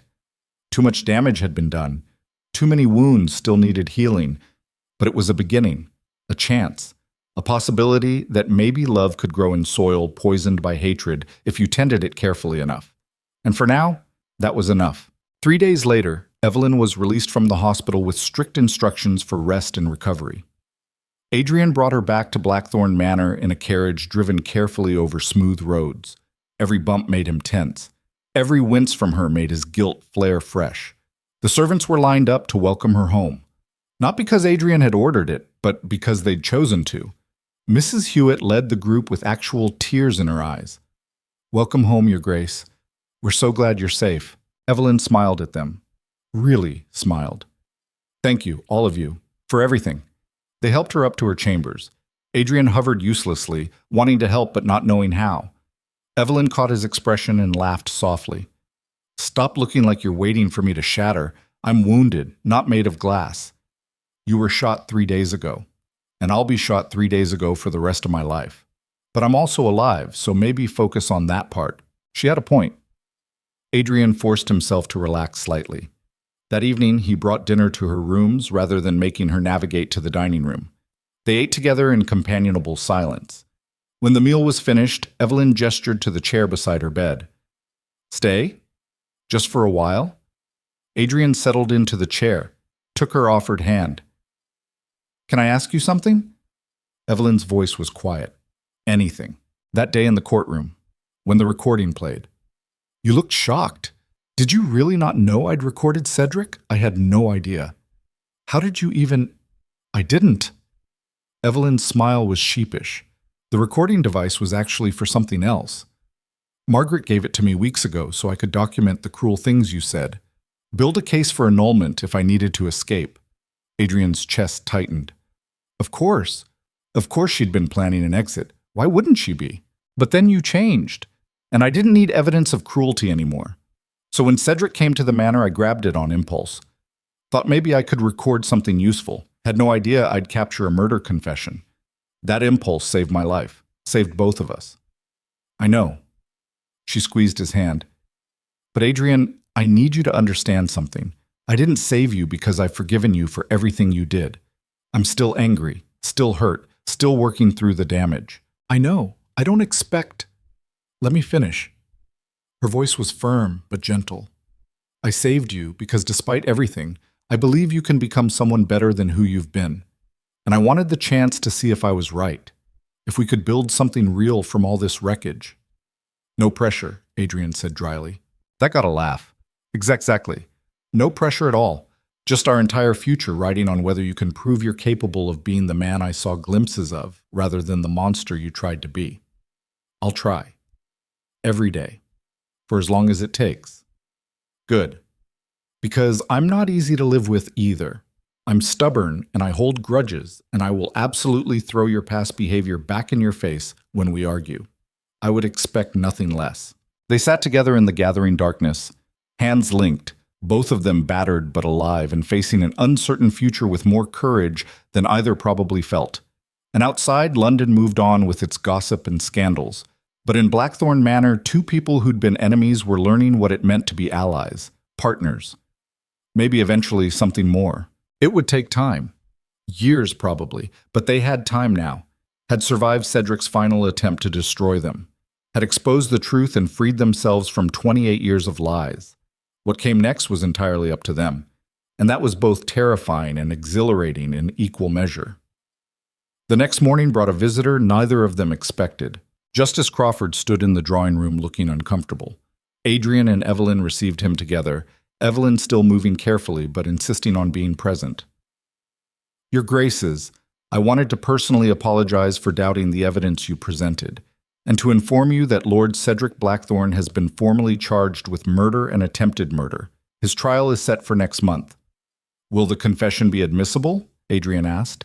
Given how it was obtained? Crawford nodded. The circumstances were unusual, but given that it was recorded in your own home without coercion or entrapment, yes. Combined with the physical evidence your investigators have since uncovered, the case against Lord Cedric is substantial. Physical evidence? The judge handed over a file. Once we knew where to look, we found the driver. Turns out he never went to America, just hid in Scotland drinking his guilt away. He's agreed to testify in exchange for reduced charges. Adrian opened the file with shaking hands. Read the driver's testimony describing exactly how Cedric had paid him to sabotage the carriage, how he'd watched the Duchess's death from a distance and lived with the horror ever since. Justice. Finally, after 28 years. I'm sorry this happened to you, Crawford continued. To both of you. The system failed to protect you from a predator within your own family, but will ensure he faces consequences now. After the judge left, Adrian and Evelyn sat in silence, processing the revelation. It's really over, Evelyn said eventually. The fighting, the uncertainty. Cedric will face trial, and we can finally move forward. Adrian pulled her close, careful of her injury. She melted against him, and they held each other while the weight of everything they'd survived finally began to lift. We survived, he whispered into her hair. Against all odds, despite everything. We survived. We did. Her arms tightened around him. And now we get to figure out what surviving was for. It was the perfect question, the one that would define everything that came next. But before Adrian could answer, before they could begin that conversation, the door burst open and Thomas rushed in, looking panicked. Your Grace, fire. There's fire at the estate's east wing, and it's spreading fast toward the main house. Adrian's blood went cold. Did everyone get out? Thomas's face was stricken. We can't find Mrs. Hewitt. She was doing rounds in the east wing when it started, and Adrian was already moving, running despite Evelyn's shout behind him, because no one else was dying. Not today. Not after everything they'd just survived. He made it to the front entrance before Evelyn caught his arm. Her face was pale but determined.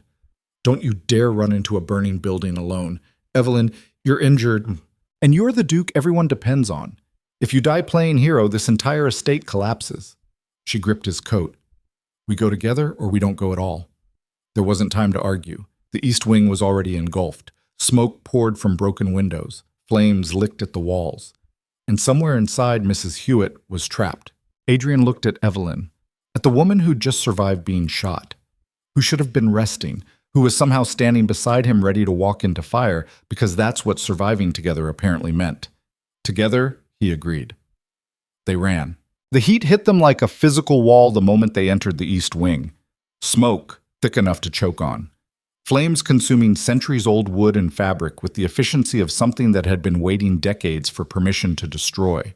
Adrian pulled his coat over his mouth and nose, grabbed Evelyn's hand and pulled her low where the air was slightly less toxic. They moved through corridors he'd walked 1,000 times but barely recognized now. Fire had a way of transforming the familiar into nightmare. Shadows danced wrong. Sounds distorted. Every instinct screamed to turn back. But Mrs. Hewitt was somewhere in this inferno because she'd been doing her job, taking care of a house that Adrian had filled with coldness and cruelty for weeks before finally remembering what it meant to be human. The least he could do was risk himself to save her. They found her in what used to be the servants' quarters. She'd been overcome by smoke, collapsed near a window she'd been trying to open. Adrian lifted her with strength born from desperation, while Evelyn cleared a path back toward the exit they'd used. The return journey was harder. Flames had spread, cut off their original route. Adrian's lungs burned. His eyes streamed. Mrs. Hewitt's weight felt like carrying lead.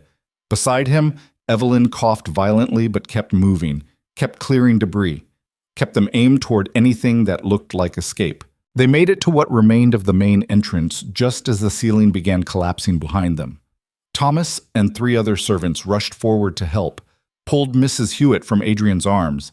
dragged all three of them away from the building as more of the east wing succumbed to fire. Adrian collapsed on the lawn, coughing so hard he thought his ribs might crack. Beside him, Evelyn was doing the same. Her bandages were singed, her face was covered in soot. She looked like she'd been through a war. She also looked alive. They both were, against odds that should have killed them. Mrs. Hewitt stirred and began coughing. A good sign, meant her lungs were clearing, meant she'd survive. The doctor who'd treated Evelyn's gunshot wound arrived within the hour. Examined all three of them with professional efficiency while firefighters worked to contain the blaze.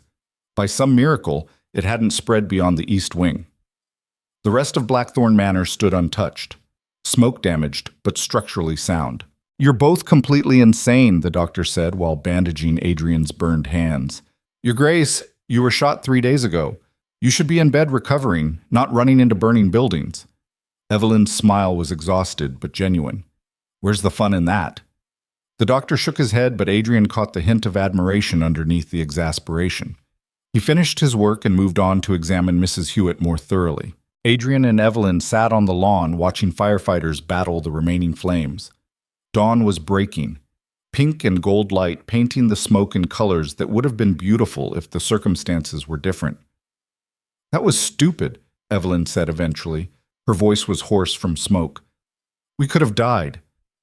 "I know. We almost died saving someone else barely a week after almost dying ourselves." "I know." And yet neither of us hesitated. Adrian looked at her, at this woman who'd been a stranger 4 months ago, an enemy he'd planned to destroy, who'd somehow become the only person in the world he trusted completely. "No," he agreed. "We didn't. That means something." Evelyn met his eyes. "Means we've changed. Became people who run toward danger instead of creating it, who save instead of destroying." Adrian thought about that, about who he'd been when this started and who he was becoming. The distance between those two versions of himself felt vast, unbridgeable, like they were different people who happened to share the same name. "Maybe that's what surviving does," he said quietly. "Transforms you into someone you wouldn't recognize if you met them before everything went wrong. The question is whether that transformation makes you better or just different." "I think we're better." Evelyn leaned her head on his shoulder carefully, still wounded but needing the contact anyway. "I think we had to break completely before we could become people capable of building something real."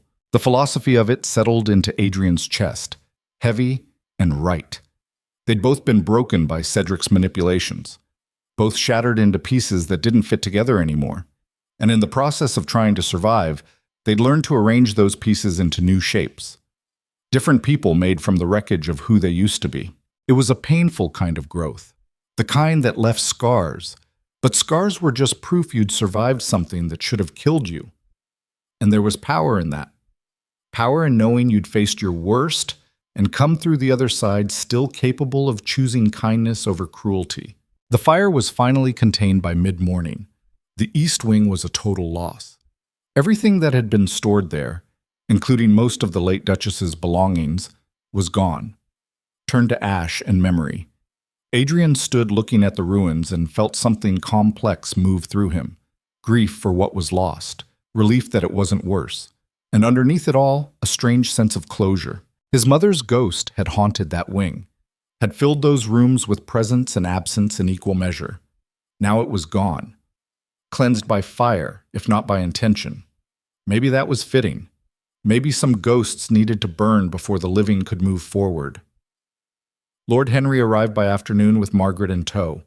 Both of them looked frantic until they saw Adrian and Evelyn alive and relatively whole.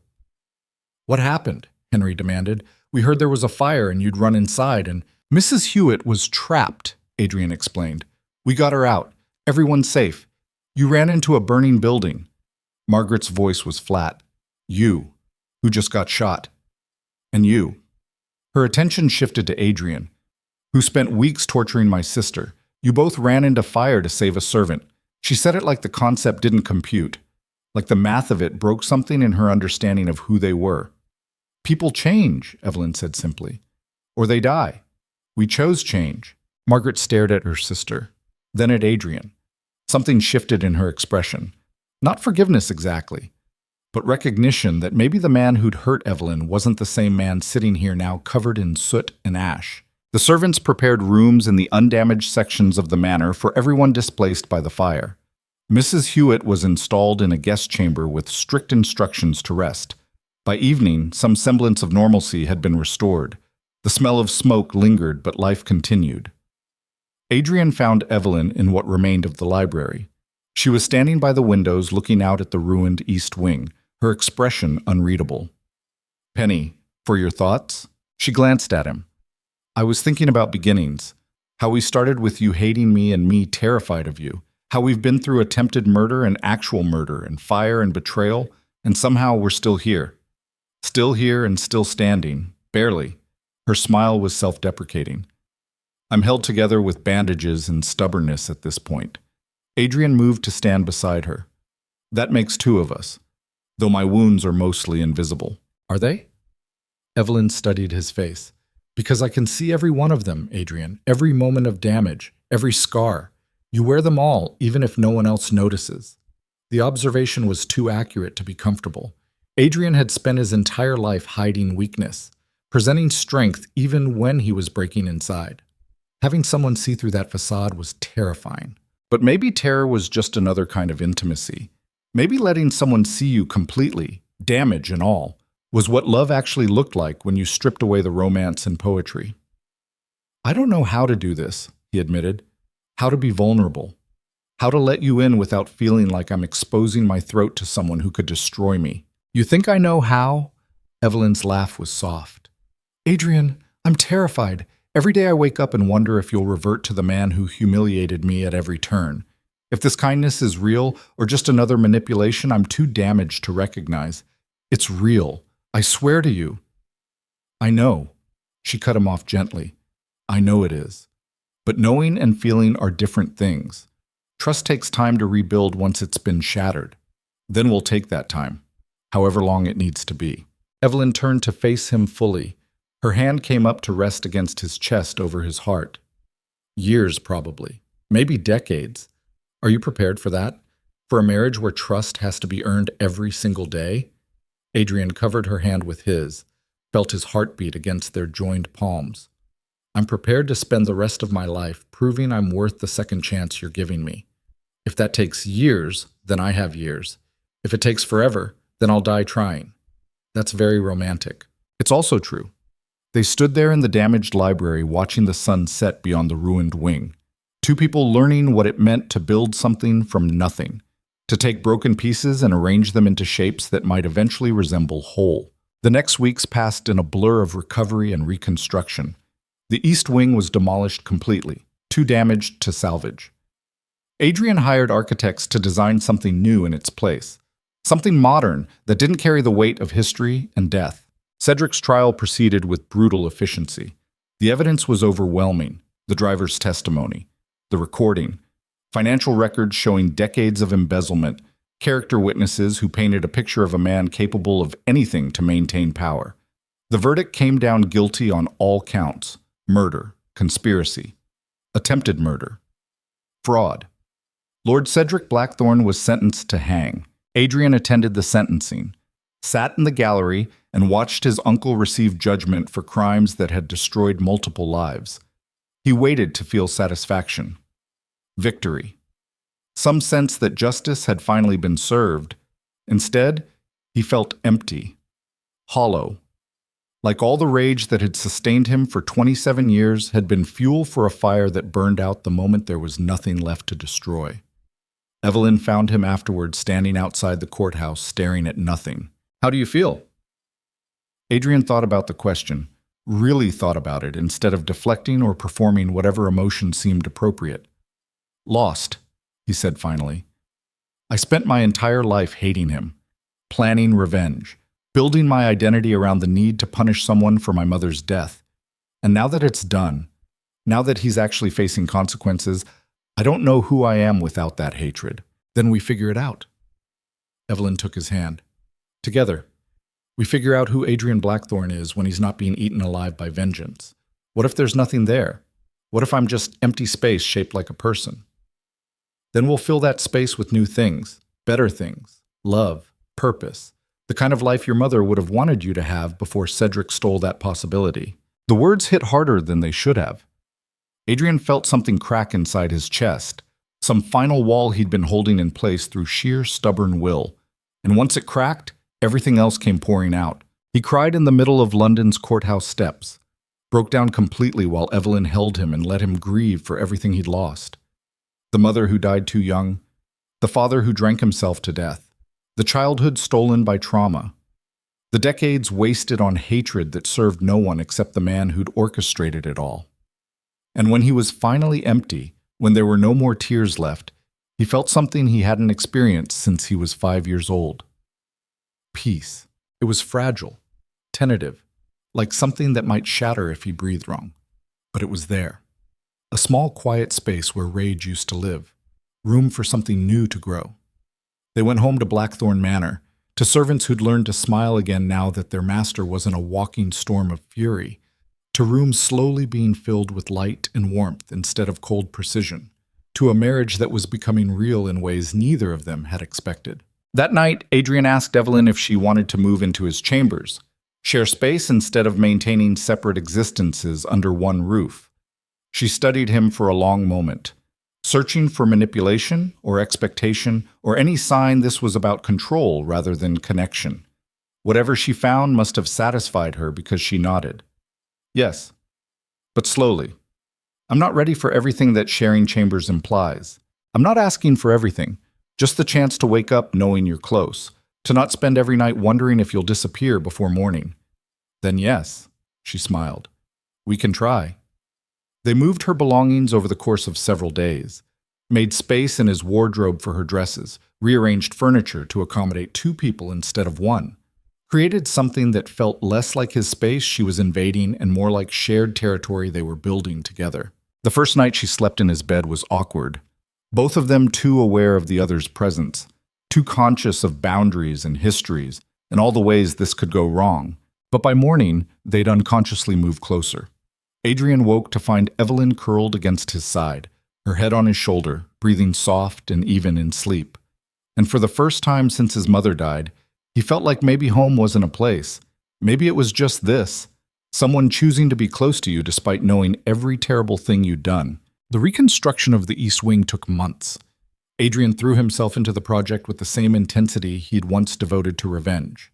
But this time the focus was on creation instead of destruction, on building something beautiful that honored his mother's memory without being haunted by it. He commissioned a portrait of the late Duchess based on descriptions and old sketches, had it hung in the new wing's entrance. She looked young in the painting, happy, the way she must have been before politics and secrets destroyed her. Looking at it didn't hurt the way Adrian expected. Instead, it felt like closure, like finally giving his mother a memorial that celebrated her life rather than her death. Evelyn found him standing in front of the portrait one afternoon. She studied it silently before speaking.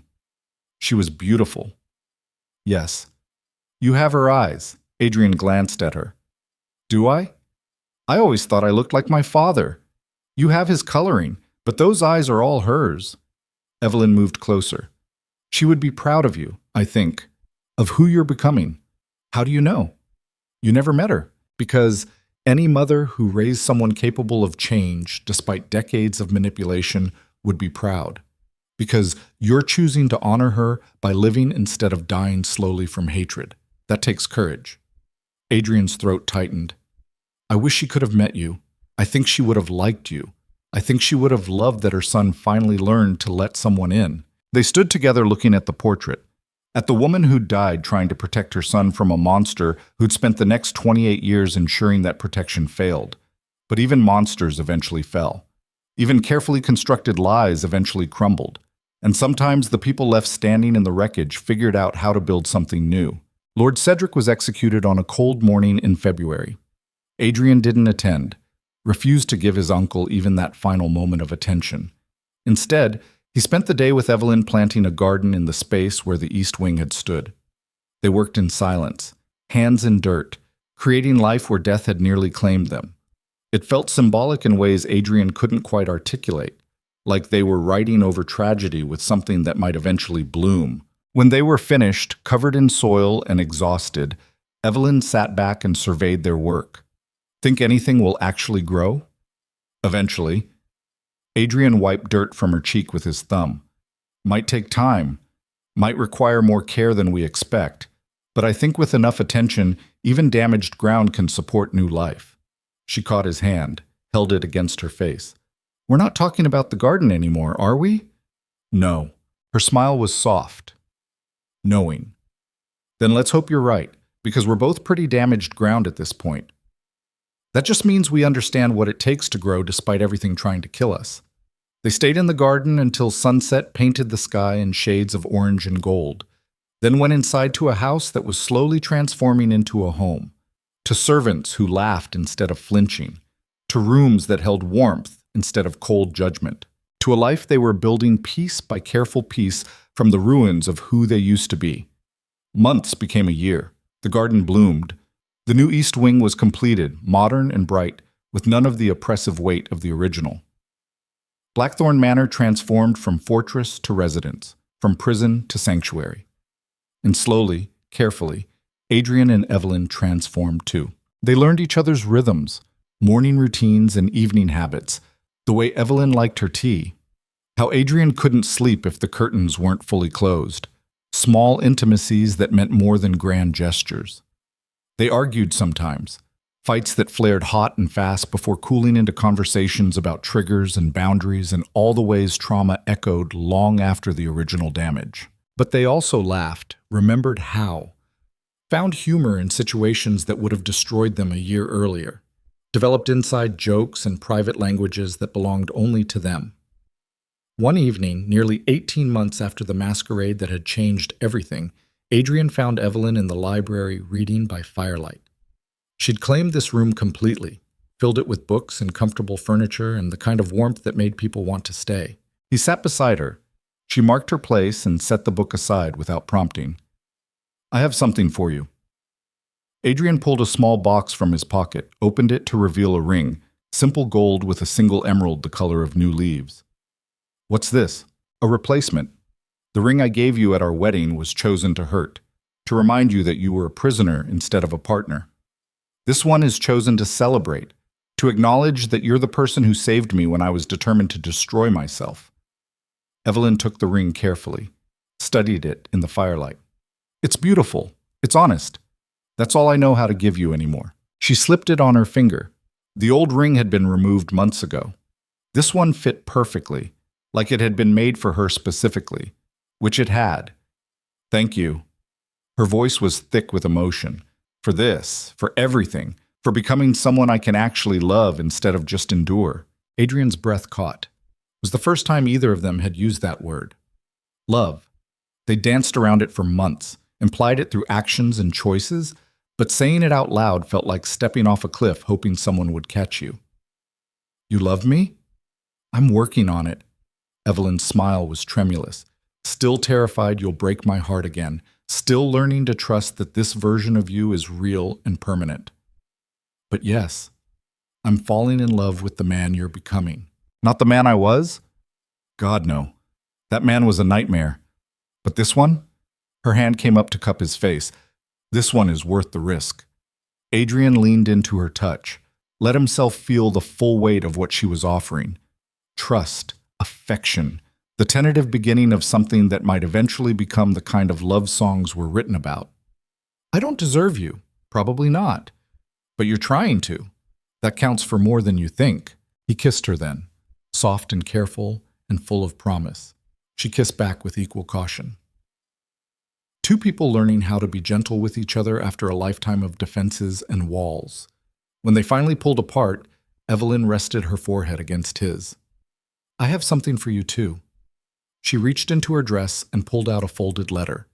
The paper was worn, like it had been carried and read many times. What is this?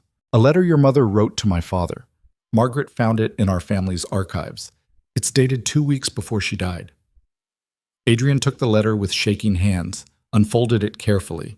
His mother's handwriting flowed across the page, elegant and familiar even after 28 years. The letter was a warning, telling Lord Henry that she'd discovered Cedric's embezzlement, that she was afraid of what he might do if cornered, that if anything happened to her, Henry needed to protect Adrian, to tell him the truth when he was old enough to understand. And at the end, a single line that shattered everything Adrian thought he knew. Tell my son that I loved him more than power, more than safety, more than my own life. Tell him that revenge will only poison what Cedric couldn't destroy. Tell him to choose love instead. Adrian read the words 3 times. 4. His vision blurred. His hands trembled. His mother's final message to him had been sitting in the Ashford archives for 28 years while he'd been hating the wrong people. But she'd also given him the answer. The path forward. Choose love instead. He'd spent nearly 3 decades failing that instruction, building a life around hatred because it felt safer than vulnerability, because rage was easier than grief, because destroying others felt like strength when really it was just another form of weakness. But maybe it wasn't too late. Maybe the fact that he was sitting here holding this letter with Evelyn beside him meant he'd finally found his way to the choice his mother had wanted him to make. Choose love. Such simple words for such a complicated concept. But maybe that was the point. Maybe love wasn't supposed to be complicated. Maybe it was just the decision to keep choosing someone even when it would be easier to walk away, to keep building even when destruction felt more natural, to keep healing even when staying broken was familiar. Adrian folded the letter carefully, tucked it into his pocket over his heart. Thank you for giving me this, for giving me everything. We're giving each other everything, Evelyn corrected. That's what partnership means. They sat together by the fire while night deepened outside. 2 people who'd been enemies learning what it meant to be lovers. Not in the physical sense, though that would come eventually when they were both ready, but in the sense of choosing each other's well-being over their own comfort, of building something together that neither could create alone. The next morning, Adrian woke before Evelyn, watched her sleep in the early light filtering through the curtains. Her face was peaceful, relaxed in a way it never had been during those early weeks when she'd been terrified of what each day might bring. He'd done that, had created an environment where she could finally feel safe enough to rest without fear. The thought filled him with quiet pride. Not the aggressive pride he'd once worn like armor, but the softer kind that came from knowing you'd done right by someone who deserved it. Evelyn stirred, opened her eyes to find him watching her. Instead of the wariness that used to appear, she smiled. Morning. Morning. Adrian tucked a strand of hair behind her ear. How did you sleep? Better than I have in years. She stretched carefully. The gunshot wound had healed but still pulled sometimes.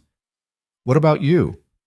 I spent most of the night thinking about my mother's letter, about choosing love. And